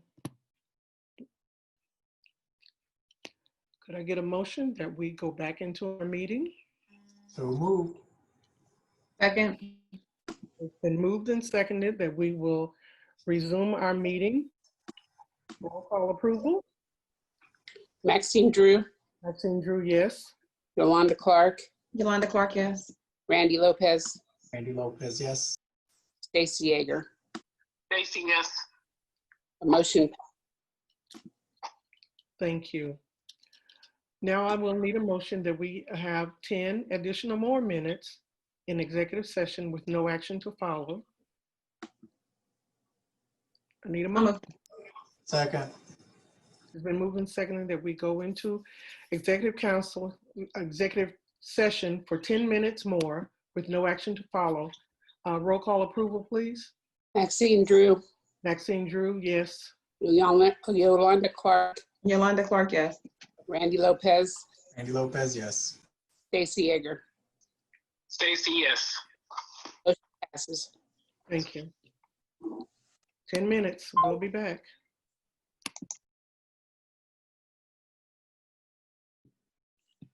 Okay, thank you. Could I get a motion that we come back into our public meeting, please? So moved. Second. It's been moved and seconded that we resume our meeting. At this time, we have another executive session in which we are going to go into. We need to vote. Oh, thank you. Would you please do the roll call vote? Maxine Drew. Maxine Drew, yes. Yolanda Clark. Yolanda Clark, yes. Randy Lopez. Randy, yes. Stacy Yeager. Stacy, yes. Motion passes. Thank you. Could I get a motion that we go into executive session? I need a motion from the board to executive session at 9:05. How many minutes are we going to need? I would say maybe 30 minutes, Madam Chair. 30 minutes to discuss matters of non-elected personnel in order to protect the privacy interests of the parties involved under the Kansas Open Meetings Act. The board will return to open session at 9:35 with no action to follow. Could I get a motion? So moved. Second. It's been moved and seconded that we go into this executive session at 9:05, returning at 9:35 with no action to follow. Roll call vote, please. Maxine Drew, Maxine Drew, yes. Yolanda Clark, Yolanda Clark, yes. Randy Lopez, Randy, yes. Stacy Yeager. Dr. Yeager? Stacy, yes. Stacy, yes. Motion passes. Thank you. We will resume at 9:35.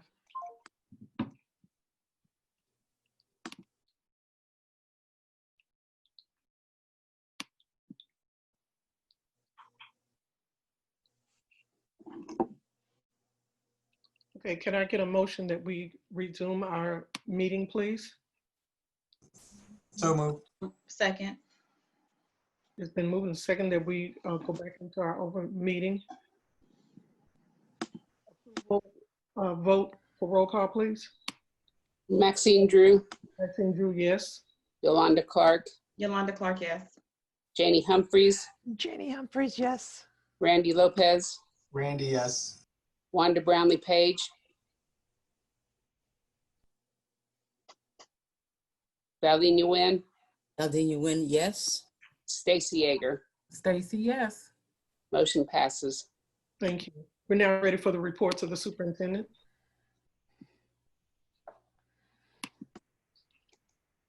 Dr. Faust, you can come up.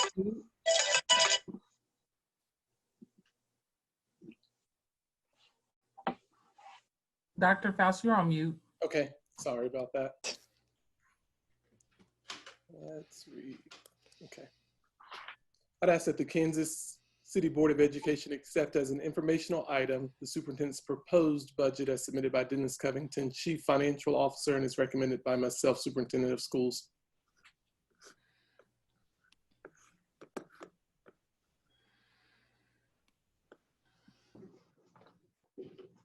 Good evening, board, once again. Good evening. I'm going to walk you all through the budget process and then get into a proposed budget that's recommended by the superintendent for his plan for success.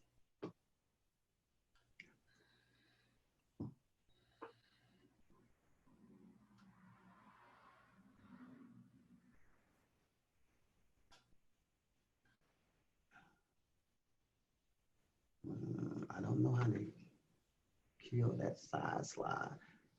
So, budgeting philosophy, we've used this the last couple of years where we establish our pathway to success, represent our district priorities, and maximize the use of taxpayer dollars. The budgeting sequence is review the board's strategic priorities, establish the budget priorities, review our approved budget to determine redirection, reduction, and then prioritize those reductions. Followed by determining prioritizing our new funding, calculate our revenues, maximize the use of funds, and present you a balanced budget.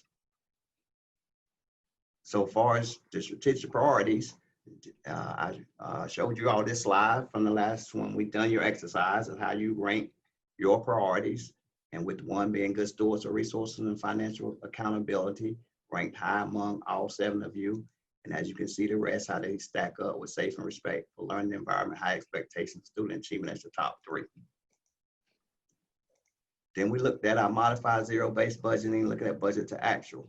We had meetings with all our departments and all principals where we looked at their individual line items, excluding personnel, and looked on any of their return on investments for major expenses. And we made hard decisions on things we could redirect or reduce. As far as calculating the revenue projection, this is going to be a tricky year. our state approved budget says we are going to get a $5.1 million increase. That was before COVID. With the advent of COVID, the state has come out and said plan for a $9.3 million decrease. That's roughly 5%. With those two targets in mind, we go through and determine our redirects, determine the cost out, all our prioritizations of new funding, maximize the use of those funds, and then present you the balanced budget. So scenario A is the budget that we must publish due to that the state has already put out that this is what KCK's adopted budget should total. So in order for us to budget out a 5.1 increase, we have to start with what we know we're going to need to do. The Greenbush Fairfax contract.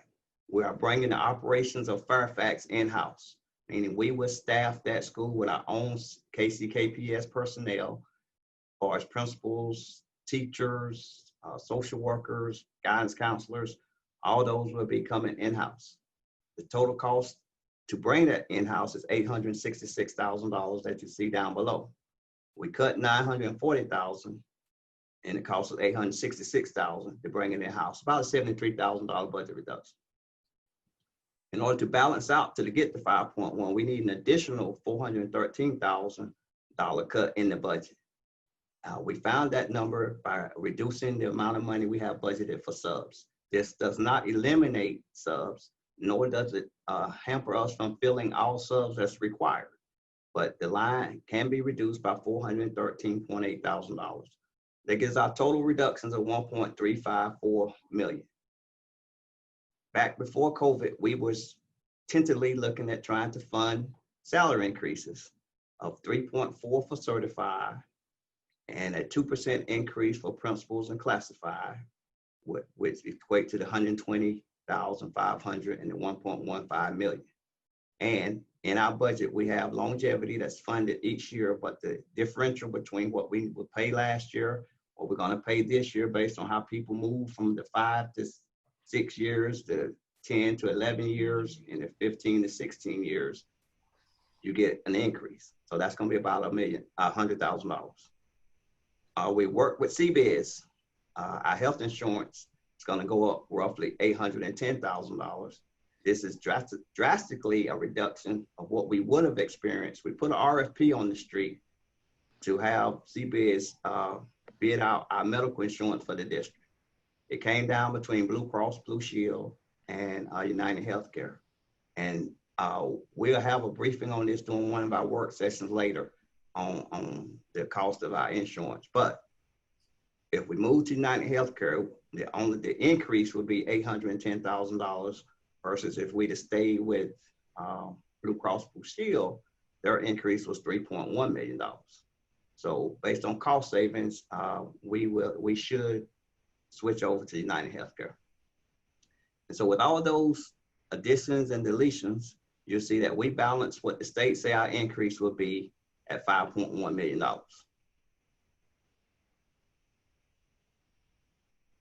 But based on true revenue projections, the state is saying that you should plan for about a 5% decrease, which would equate to about $9.3 million for our district.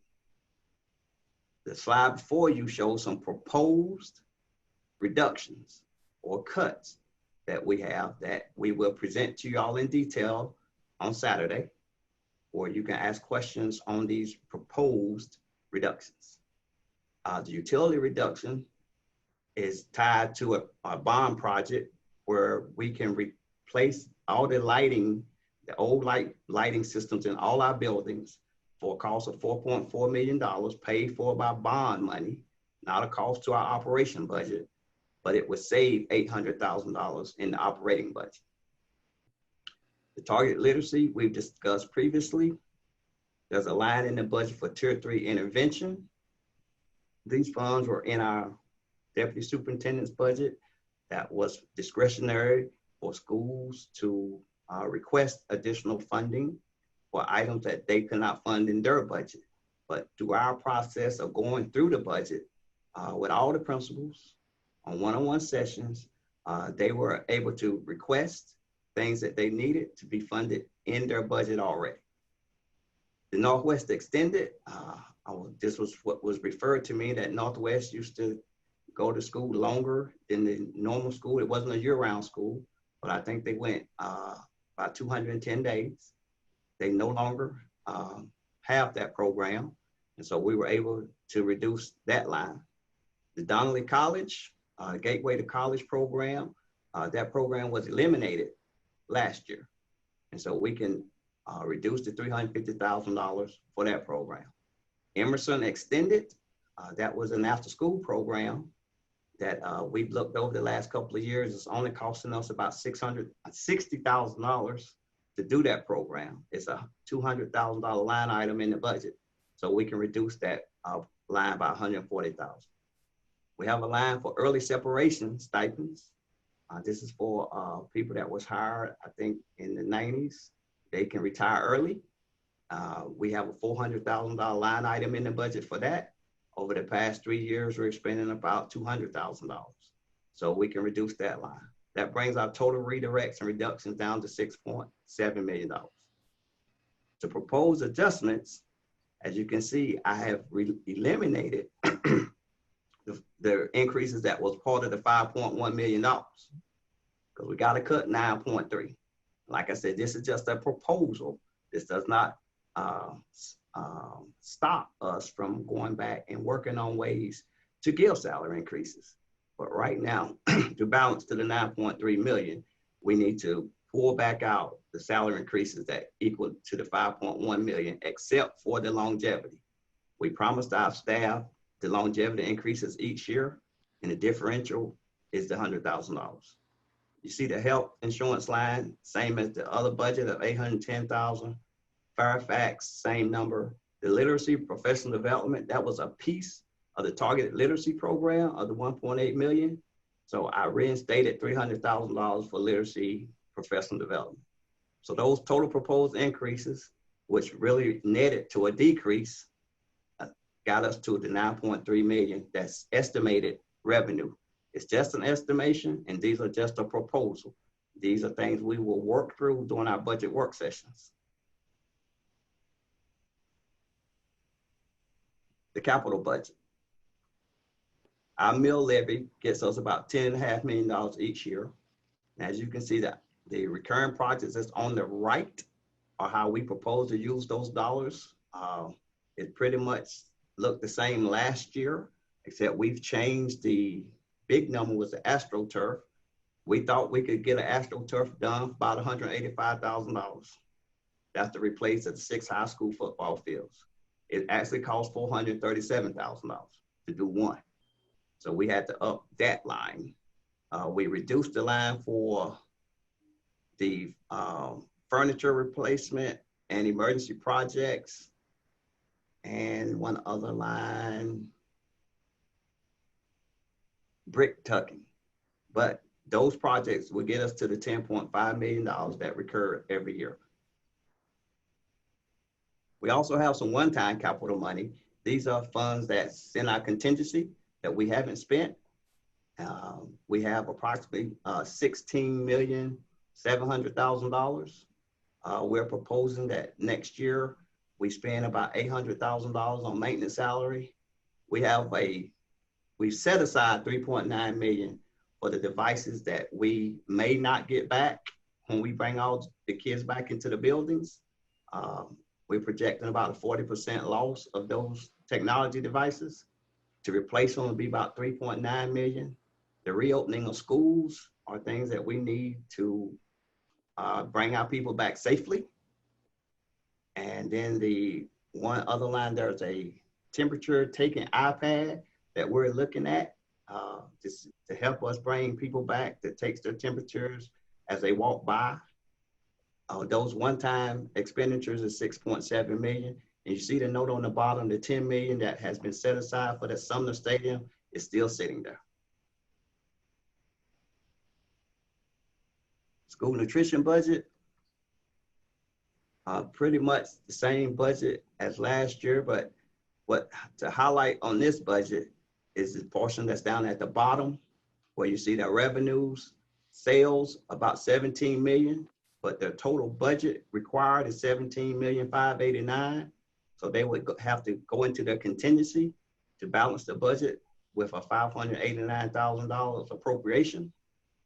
If you look at the 1920 contingency, we started the year, that's over to the right column, at 5.4 million. We're projecting a $2 million loss in child nutrition this year. So their ending contingency will be 3.4 million, which you will bring over to the beginning year contingency for next year. And if we take out 589, that will leave them an end of year contingency of 2.8 million. And that's getting drastically low. I will have a proposal of how we can save some of their contingency to present to you at a workshop. The public library, as you know, we're the only district that has authority over the public library's budget. As you can see, it's pretty much a flat budget from adopted to proposed. Only thing are salary increases and some changes in equipment. If you look at our mill levy revenue, as you can see, we do not budget all the projected revenue that we will be getting. Those funds will fall to the contingency each year. So net right now, the projected contingency is 14.6 million going into next year. What are our next steps? Budget work sessions. Starting Saturday, we will have a budget work sessions where we will go over items within the budget. I will have an agenda for things that we need to cover during that meeting. That's not the only meeting. We will have several, I'm sure.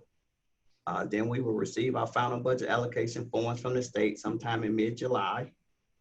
The board would need to approve a notification of hearing on July 28th at the budget meet at our standard budget meeting for us to publicize the budget in the paper by August 6th. It has to be in the paper at least 10 days. And so we will have a public hearing on the budget on August 18th to adopt the budget and then transmit the budget to the county clerk and KSDE by August 24th. The deadline is really August 25th, but we like to be early. And that concludes the budget presentation. Like I said, we will be going through more details on Saturday, and I'm available for any questions you may have right now. Any questions? Dennis, Yes, is it possible to use the CARES funding to replace some of our electronic devices? Yes. And maybe purchase more hotspots? Yes. Okay.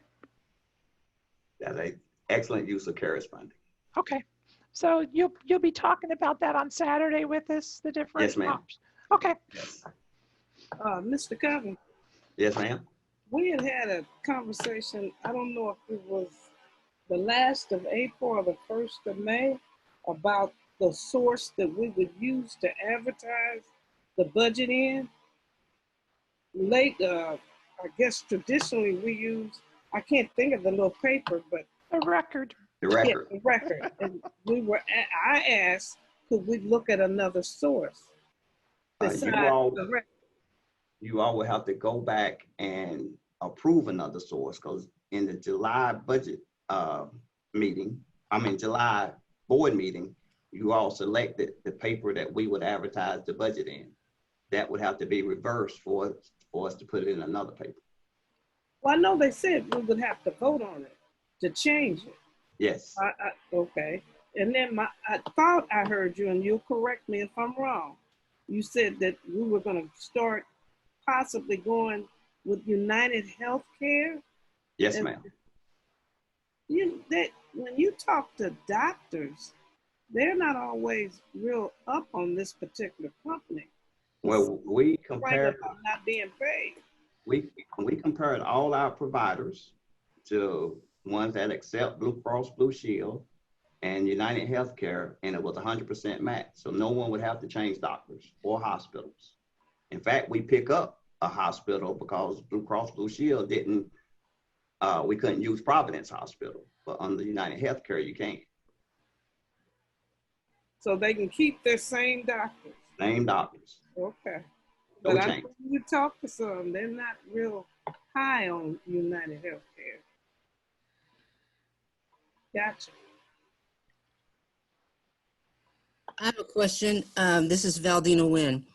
Yes, ma'am. Do we have to spend down to zero the capital outlay budget? No, ma'am. Okay, so thank you. Anyone else?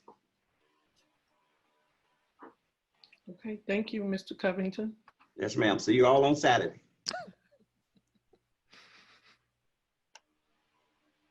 Want to close out your PowerPoint? Mm-hmm.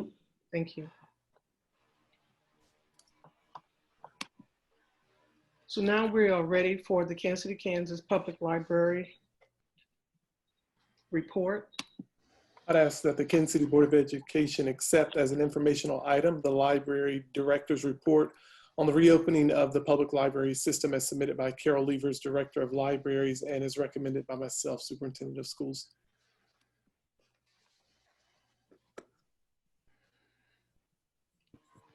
Good evening, Madam Chair, Board. Good evening, Ms. Levers.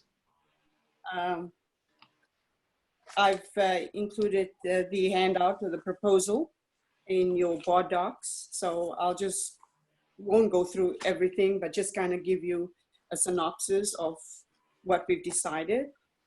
My one computer just gave in, so I have to go on a little phone to read. So I apologize. We thought that now that the UG has moved to phase 2, we could start with our phase 1, the opening of the public libraries. We're starting off with having in phase 1 preparation. Our managers, supervisors, and technical services will return to the buildings.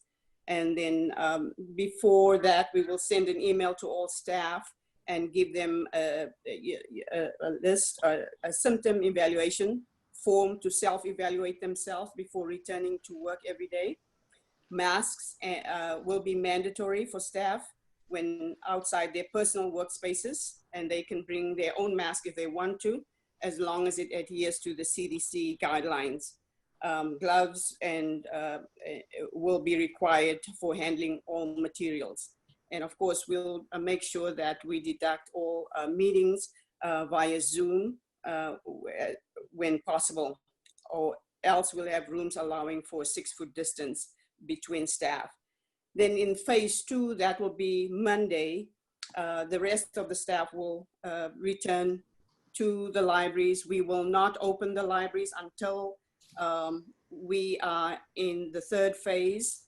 When UG lifts everything, we'll then open the libraries. But in our 2nd phase, we'll just have all public staff come, and we'll have 2 shifts because we have so many staff members, especially at the main library. We have about 73. So we'll have 2 shifts to work next week, and until I think hopefully UG will lift and move to phase 3 in mid-June.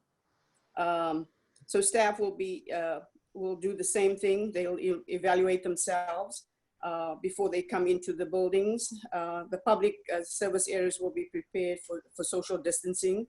And at these 3 days, staff, managers, supervisors will make sure that our sneeze guards and all signs are in place when staff comes on Monday. We will not have our buildings open. Our book drops will open on Monday and not tomorrow. Just the supervisors will be there. We will still continue online programming, and staff will resume courier services and interlibrary loans. We will not accept any donations until we open completely. And next Monday, we will start with curbside services. As I said, all staff will be returning. When we do the 5-hour shifts for the next week, staff will avoid lunch breaks in the lunch rooms. We will have them, have their lunch at their desks and just have a sack lunch. Obviously, masks will be mandatory for all staff when outside their personal workspace. As I said, they can bring their own mask as long as it adheres to the CDC guidelines. Staff entrances will be equipped with sanitizer wipes, masks, and gloves, and supplies will also be available in all departments. And of course, they will work in newly arranged spaces that the supervisors have decided on. So next week, Monday, we will start and opening up the book drops, and we will have a designated space for 72 hours for all the items that will be returning next week. And we have accelerated sanitizing for all staff areas will continue at that stage. All buildings will be closed to the public. The book drops will be unlocked Monday to Friday from 9 a.m. to 5 p.m. And then items that are returned, like I said, will be quarantined for 72 hours before processing. So that will also include the curbside pick up of holds will begin at all libraries. We will resume interlibrary loan at that time. Our phone services will begin, including references, placings of hold, and of course, summer reading logging will start on Monday as well. I did share with you our summer information that we released yesterday via Facebook, and everybody's excited about that. Online programming will continue, and we're ramping that up as well. The courier services will resume, and we will still not accept any donations at that time. And when everything opens up, we will then go into our third phase, and then all staff will work their regular hours. Symptoms surveys will still continue. All the entrances will be opened, and the work spaces will resume to normal. But we will still kind of, do the social distancing guides, and sneeze guards will remain. Book drops will be open as well as usual. And we'll have our art exhibits will resume, and then at that time, we will accept donations. Hopefully this works, or at least gets your approval. Any questions? No, I don't have any. Anyone have any questions? I think that's a really good plan to help with social distancing, especially as we're seeing that, our county is emulating what is being done across the state. So I really like that detailed plan. So thank you so much. You're welcome. We were just worried that some of our staff were using the buses, and of course that was a no-no. That's the reason why we did the phased to the second week. That's good. And some of the staff decided to help some of, pick up, give some of their staff members a ride. So that works well too. That's great. Okay. I have a question about the computers. Are you going to be able to practice the social distancing? You're not going to be able, where there's at least 6 feet between them? I don't think you're going to have them the way they normally are. And that is very difficult. We still, thinking and waiting for the UG to let us know, once they go into third phase, because even though we disable every other computer, it's still not 6 feet apart. And so that's difficult. That's the reason why we don't want to open the library to the public. We have everything online. We will do the interlibrary loans and hold pickup, except there won't be access to the computers for 2 weeks. Okay, I was just wondering how you were going to do that. Yeah, if we were thinking even of purchasing more laptops and having people just check out laptops and sit around the library, but spacing is still going to be a problem. But those are things that we're still kind of grappling with, and trying to see how to get around that. But Can yeah, I ask you another question? Are certainly. you required that the people who come in wear a mask? Can you do that? I didn't know. I'm just asking. No, and that is the truth, because that's what what staff are worried about. You know, that's why we're having the sneeze guards. We're having our staff using that, especially now that we're just working amongst ourselves. But the moment we lift it to the actual patrons, the community, we thought of having a mask at the door and just says, please, you know, help yourself for yourself and for others and for us. But we cannot mandate. You know, we can demand that they do wear. That is something to worry about. Yeah. And then Carol, I don't think I missed it. Miss Wanda just mentioned the computers, but like the sanitation between users, did I miss? No, I did not say anything about that. And that's the reason why I said we don't want to open up immediately, because we would have to sanitize every time somebody gets up and really sanitize the whole, you know, seat, the, you know, everything. But the other thing is, if we have somebody come into the library and spends more than 10 minutes in the library, that's when we have to start the tracing and all those kind of things. And we don't have the manpower to do that. So that's the reason why I don't want to open completely. I just want, because we just don't have the manpower to do that. Understood. Is it possible to have them sign in when they come in? Excuse me, I did not get the first portion. I said, is it possible to have them sign in? We could do that. Ever thought about that? Yeah. That way you know who came in. At least you hope they're telling the truth. Right. And you have some way to track it if you had to track. Yeah. Yeah, we could, but they want your name, they want your address, and you know, some people just, why you want that? Why do you know? It's just a whole lot of. We will have to we will have to see what we have to face once we start asking and questioning. So, yeah, we were thinking of that as well. So, is this something that we need to approve or accept, Madam President or Carol?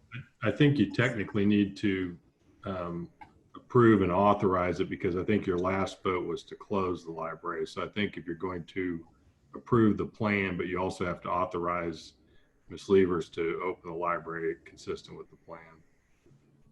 Okay, well, I want to make a motion that we accept the proposed plan for the staggered reopening of the public libraries as reported by Carol Levers.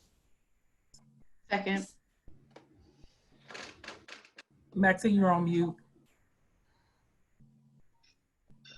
The motion has been made that we accept the report of proposed plan for staggered reopening of the public libraries by Ms. Carol Lever. It's been seconded. Are there any discussion or questions? Ms. Levers, at what point do you feel that you're going to have to reevaluate? You say you know, right now you don't want to open up fully. At what point are you prepared to reevaluate? After 2 weeks? After what? We were waiting on UG, you know, for the next phase when they open everything, because we are still under restriction, you know, in the phase that we are in now. If you saw the UG guidelines, the libraries were still under restriction, which is a good thing, because I would have suggested that too. But I don't think and I'm working with the metro libraries as well, even though they started a week before us. I think, you know, we're doing the right thing by following UG's guidelines and wait for the third phase. Wyandotte County's for third phase before we open completely. So this proposal is subject to change, subject to the change of the UG's reopening. Correct. Yeah. Thank you. Yes. Do we need to say that in the motion, that it should be in accordance or in line with unified government? What their plan is? Do we need to say that, or can we just say it the way the motion was set? Well, it's just a proposed plan for them to actually go back and start working. It is not for the opening. No, I know it's not for the opening. I just said, I'm asking, do we need to say in accordance to what the unified government's plan is? Because we're in a phase of their plan. And that's what I'm just asking, do we need to say that? Inside of the plan, inside of her plan, it says that the phases will be based on the Ad Astra reopening plan for the state government. And so that's inside of the plan. It is stating that's what her restrictions are. And I think the governor's plan allows for the local officials to set greater restrictions than the state imposes. So well, I think we needed to say that. I think it's worth saying, but I think it's encompassed within the plan that Ms. Levers has, I think. Okay, so we're ready for the roll call vote. Susan? Maxine Drew, Maxine Drew, yes. Yolanda Clark, Yolanda Clark, yes. Janie Humphries, Janie Humphries, yes. Randy Lopez, Randy Lopez, yes. Wanda Brownlee Page, Wanda Brownlee Page, yes. Valdina Nguyen, Aldina Nguyen, yes. Stacy Yeager. Stacy, yes. Motion passes. Thank you. We're Thank now you. for the improvement for the payment of bills for the public libraries. I'd ask that the Kansas City Board of Education approve the payment of bills for the public libraries as submitted by presented by Dennis Covington, Chief Financial Officer, and is recommended by myself, Superintendent of Schools. So moved. Second. It's been moved and seconded that we accept the payment, that we approve the payment of the bills for the public libraries. Are there any questions or discussion? We're ready for the roll call vote. Maxine Drew, Maxine Drew, yes. Yolanda Clark, Yolanda Clark, yes. Janie Humphries, Janie Humphries, yes. Randy Lopez, Yes, ready. Wanda Brownlee Page, Wanda Brownlee Page, yes. Valdina Nguyen, Aldina Nguyen, yes. Stacy Yeager. Stacy, yes. Thank you. Okay. Thank you. We're now ready for the consent agenda. Madam Chair, I'd like to set aside E like elephant. Thank you. Anyone else? Madam Chair, I'd like to remove or set aside F as in funny. Anyone else? So could I please get a motion for us to approve the Human Resources Report and recommendations as submitted with the exception of letter E and F? So moved. Second. Is it moved and seconded that we accept the items on the consent agenda with the exception of E and F? Are there any other questions? Can we have roll call vote, please? Maxine Drew, Maxine Drew, yes. Yolanda Clark, Yolanda Clark, yes. Janie Humphries, Janie Humphries, yes. Randy Lopez, Randy Lopez, yes. Wanda Brownlee Page, Wanda Brownlee Page, yes. Valdina Nguyen, Aldina Nguyen, yes. Yeager. Stacy, yes. Okay, we'll start with item E, to approve the Human Resources Report and recommendations. Dr. Nguyen? Yes. Greg, I would like to have some guidance here. Now, I can discuss the item that I choose to. However, I'm not sure if the privacy is protected.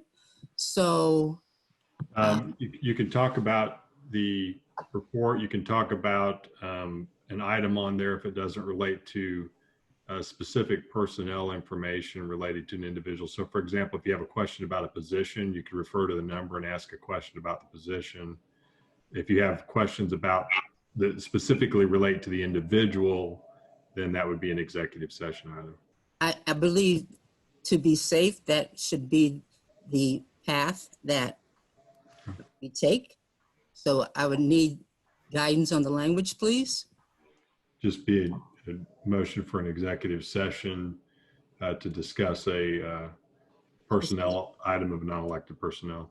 Yes. Are you going to make the motion? Yes, I just made a motion. He just said the language. So Second. It's been moved and seconded that we accept the, to address the information from the human resources that relates to personnel. Any questions? No, I think the motion was to go into executive session to discuss non-elected personnel. Executive, okay. So could I get it? So we've had the motion that we go into executive session to discuss non-personnel. And it's been moved and seconded. Could we have roll call vote? Yes. Maxine Drew, Maxine Drew, no. Yolanda Clark, Yolanda Clark, yes. Janie Humphries, Janie Humphries, yes. Randy Lopez, Randy, yes. Wanda Brownlee Page, Wanda Brownlee Page, yes. Valdina Nguyen, Aldine Nguyen, yes. Stacy Yeager. Stacy, yes. Motion passes. How long do you need? Dr. Nguyen? 15 minutes.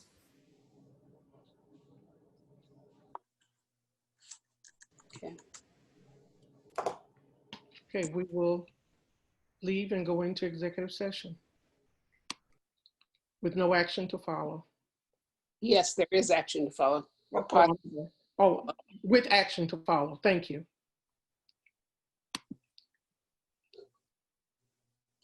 So if everyone will go.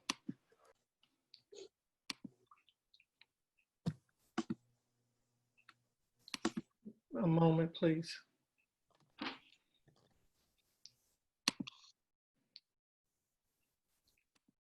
Okay, I need a motion that we resume our meeting, please. So It's been moved. Anyone seconded? Second. Been seconded. Any questions? Susan, do a roll call vote, please. Maxine Drew, Yes. Yolanda Clark, And so we're voting to approve the consent agenda, correct? That we come back into Back session. in session. Okay, I just want to be sure of what we're, okay. Yes. Janie Humphries, Yes. Randy Lopez, yes, Randy. Wanda Brownlee Page, Valdina Nguyen, Aldine Nguyen, yes. Stacy Yeager. Stacy, yes. Motion passes. Thank you. Make a motion that we approve the human resource report. Madam President, Yes. I would like to make a motion to remove items 11 and 12 from the HR report. Technically, you got a motion pending, so if there's no second, then it would fail for lack of a second. If there's a second, you vote on it first. You have to wait because we have to look at item E, if I'm not mistaken. No, there's a motion on the floor right now. There's actually two motions, but if the first one gets a second, then you vote on it. If the first one doesn't get a second, then that fails for lack of a second. And then you take up the second motion. Okay, thank you. Is there room for a substitute motion? It's up to the person. It could be, yeah, if the person accepts the substitute motion. Okay. Do you have a substitute motion, Dr. Nguyen? No, Ms. Humphries just made one, but that is dependent upon the person who made the first motion. Okay, so Dr. Yeager made a motion that we accept the consent agenda. No, we approve the human resources report. Oh, the human resources report. Thank you for correcting me. Correct. Will anyone second it? I second it. Any question or discussion? Could we have a roll vote, please? Maxine Drew, Maxine Drew, yes. Yolanda Clark, Yolanda Clark, yes. Janie Humphries, No. Randy Lopez, Randy, yes. Wanda Brownlee Page, Wanda Brownlee Page, no. Valdina Nguyen, Then when no. Stacy Yeager. Stacy, yes. Motion passes. Thank you. So now, Janie, On letter F, is that what you're referring to? yes. I would like to remove this from tonight's agenda. It's stated that it's the final read. The first read was just at our last meeting. And with everything that's been going on the last couple of weeks, I think the board needs more time to read and go over some of those changes. And it being 10:35 at night, I don't think we need to add any more length to our meeting tonight. And I'd like to address the changes on the code of conduct at our first meeting in June. Second. It's been moved and seconded. So to get clarification, Janie, are you recommending changes to this document? I am saying that we need more time to read the proposed changes that had the first read at our last meeting. This is not the final read, or we should not be doing a final read and voting on it tonight. There needs to be discussion about some of the changes, and with the late time that we are here tonight, we still have stuff on the agenda. I am suggesting that we address these changes the first meeting in June. So do you want to call that so that would be like the second read in essence, or you do want to do another final read? We can't do a final read. Okay, so. I want to remove it from the agenda and put it on our next meeting's agenda. Okay. Table it, or however we legally have to say it, Greg. I think your motion's fine. Your motion is to remove it from tonight's agenda and put it on the first meeting in June's agenda, as I understood it. Yeah. Can I request that we have any changes or modifications to it in advance for the board to review? If there's people who have comments on it prior to our meeting in June 1st, so we can have time to roll it over. It doesn't have to be part of the motion. I'm just requesting that if there's changes, that we at least get it in advance of our meeting in June, so we can have time to look it over. That would be acceptable. So the motion that was made was that we remove this item F from the agenda for tonight and put it on the June 9th meeting with changes and modifications being sent to the board. The motion. So moved. Second? No. It's been moved and seconded. You've already got a motion that's Right. moved and seconded, so it's on to the vote. Oh. Okay. So could Wait, you no, do Susan? vote, please? Maxine Drew, Maxine Drew, yes. Yolanda Clark, Yolanda Clark, yes. Janie Humphries, Janie Humphries, yes. Randy Lopez, Randy Lopez, yes. Wanda Brownlee Page, Brownlee Page, yes. Valdina Nguyen, Valdina Nguyen, yes. Stacy Yeager. Stacy, yes.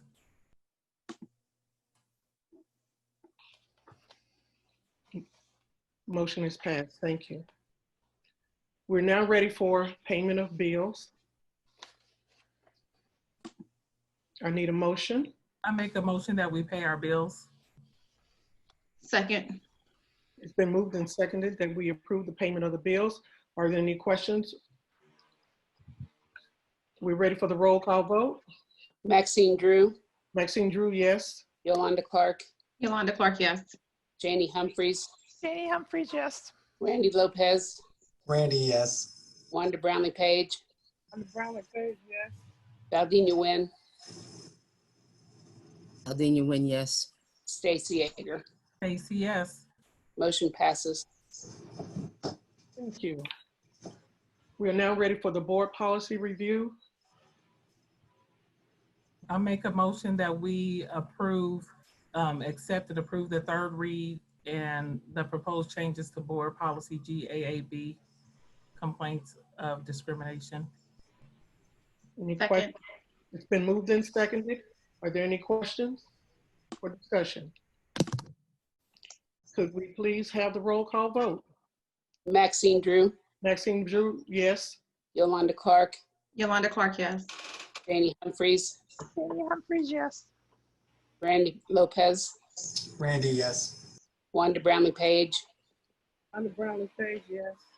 Valdina Nguyen, Aldina Nguyen, yes. Stacy Yeager. Stacy, yes.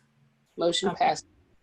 I make a motion that we accept the third read and approve the proposed changes to board policy GAAA, equal employment opportunity and non-discrimination. I need it to be second. Second.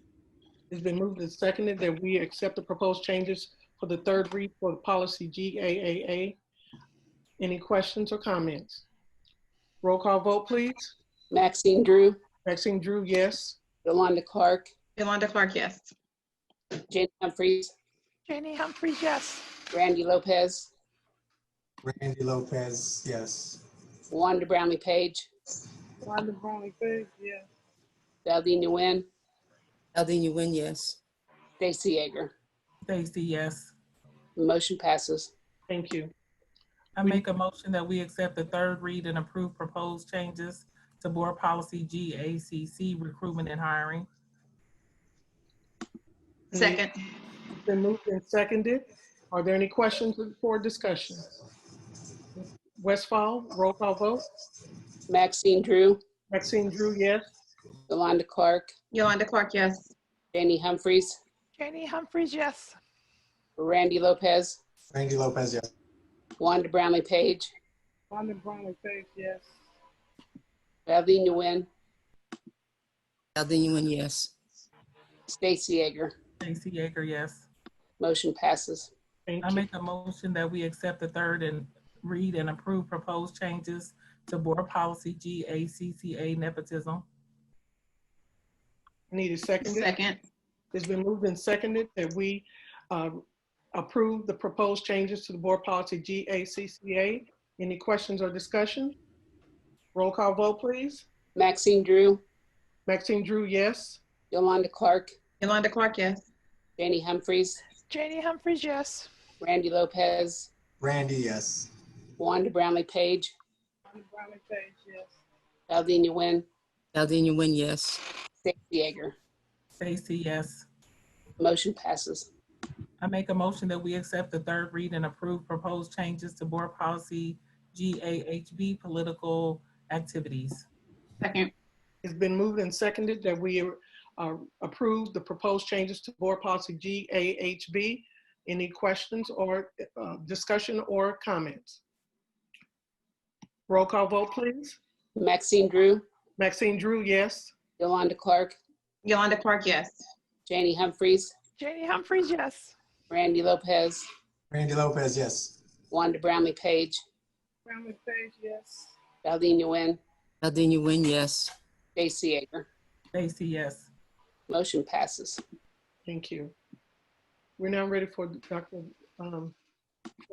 Dr. Faust reports from the superintendent.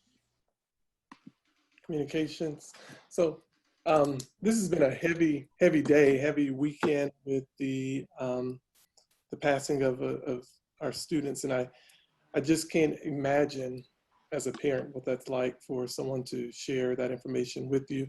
So definitely our thoughts and our prayers go out to the family of the bereaved family. Also, we'll be talking some with our student services, because I do believe that we need to look at a different approach of talking with our students. I know this happened outside of the school, but we need to equip them with information other than this. I know a couple of years ago, well, about a decade ago, I was trained in suicide intervention. I know this wasn't a suicide, but one of the things that we talked about and what we know that sometimes students and children don't realize that death means forever. Yes. And we have to do some more training with our kids and letting them know that, you know, a bullet has no one's name. I mean,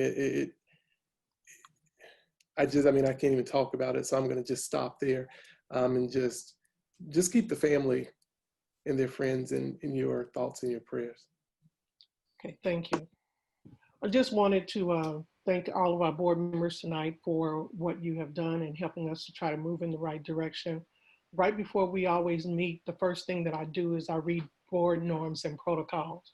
And what I want to encourage each one of us is to please be careful of how we speak to each other, to make sure that the fact that we have different opinions, we have to be respectful in how we address things to each other. And we don't do it with the purpose of hurting, but to do it with the purpose of at times of making mistakes, but then trying to make things better. So again, I want to encourage all of us to please be conscious of what we say, how we say it, and when we say it. And let's try to do it in the right way rather than trying to do things incorrectly. Any other board members have any comments? I'm excited to say that we work with Dr. Jordan to get our self-evaluation, the ball rolling. So I'm really excited that look in your survey, look in your mailbox soon for those surveys. And we will be meeting the second weekend in June so that we can start looking through those surveys and having a workshop with Dr. Jordan. I'm so excited that we get a chance to do a self-evaluation. I know we've talked about it, but it's excited to see that it's happening. And I agree with Dr. Faust. There were many things that were exciting this week. Thank you to everybody who made this school year successful. The last day of school was last week, yay! So the kids did get out in time for Memorial Day.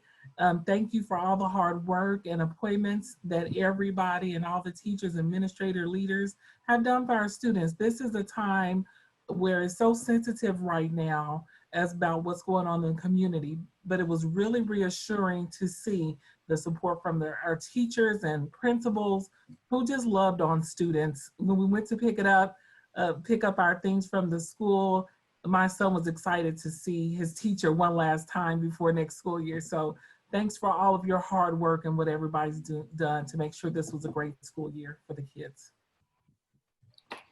Anyone else? This is Randy. What time is the budget meeting? What time is the budget meeting? 9 o'clock.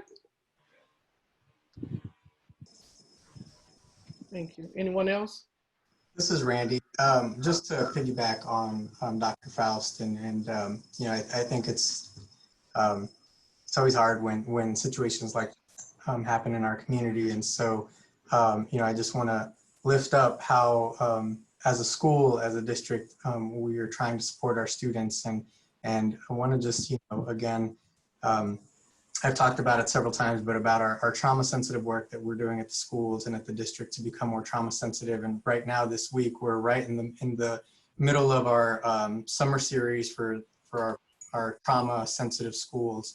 And so this just highlights the importance of the work that's being done at all levels to continue to support our students and families when situations like this happen in our community. So I just want to thank our team and staff that's doing such great work to support our students, and that I know are out there reaching out to the families directly. So, you know, thank you to all of you that are doing this amazing work. And again, to highlight, you know, I know for the last couple of years, we've done some mental health work in partnership with KU, servicing our Bull Dot Clinic at Wyandotte, and then Harmon High School with our behavioral health and mental health services, and how important that is as a district, especially in this time, but in all times, how much mental health and behavioral health is so important for our kids and families. And so commend our district for making that important enough to continue the work. And I believe it should be a part of who we are. So thank you to our staff who reach out to the families who are hurting right now, for our entire community who's hurting right now from that. So thank you. Thank you. Well, if there's no one else with that, we will adjourn our meeting. The meeting's adjourned. Thank you.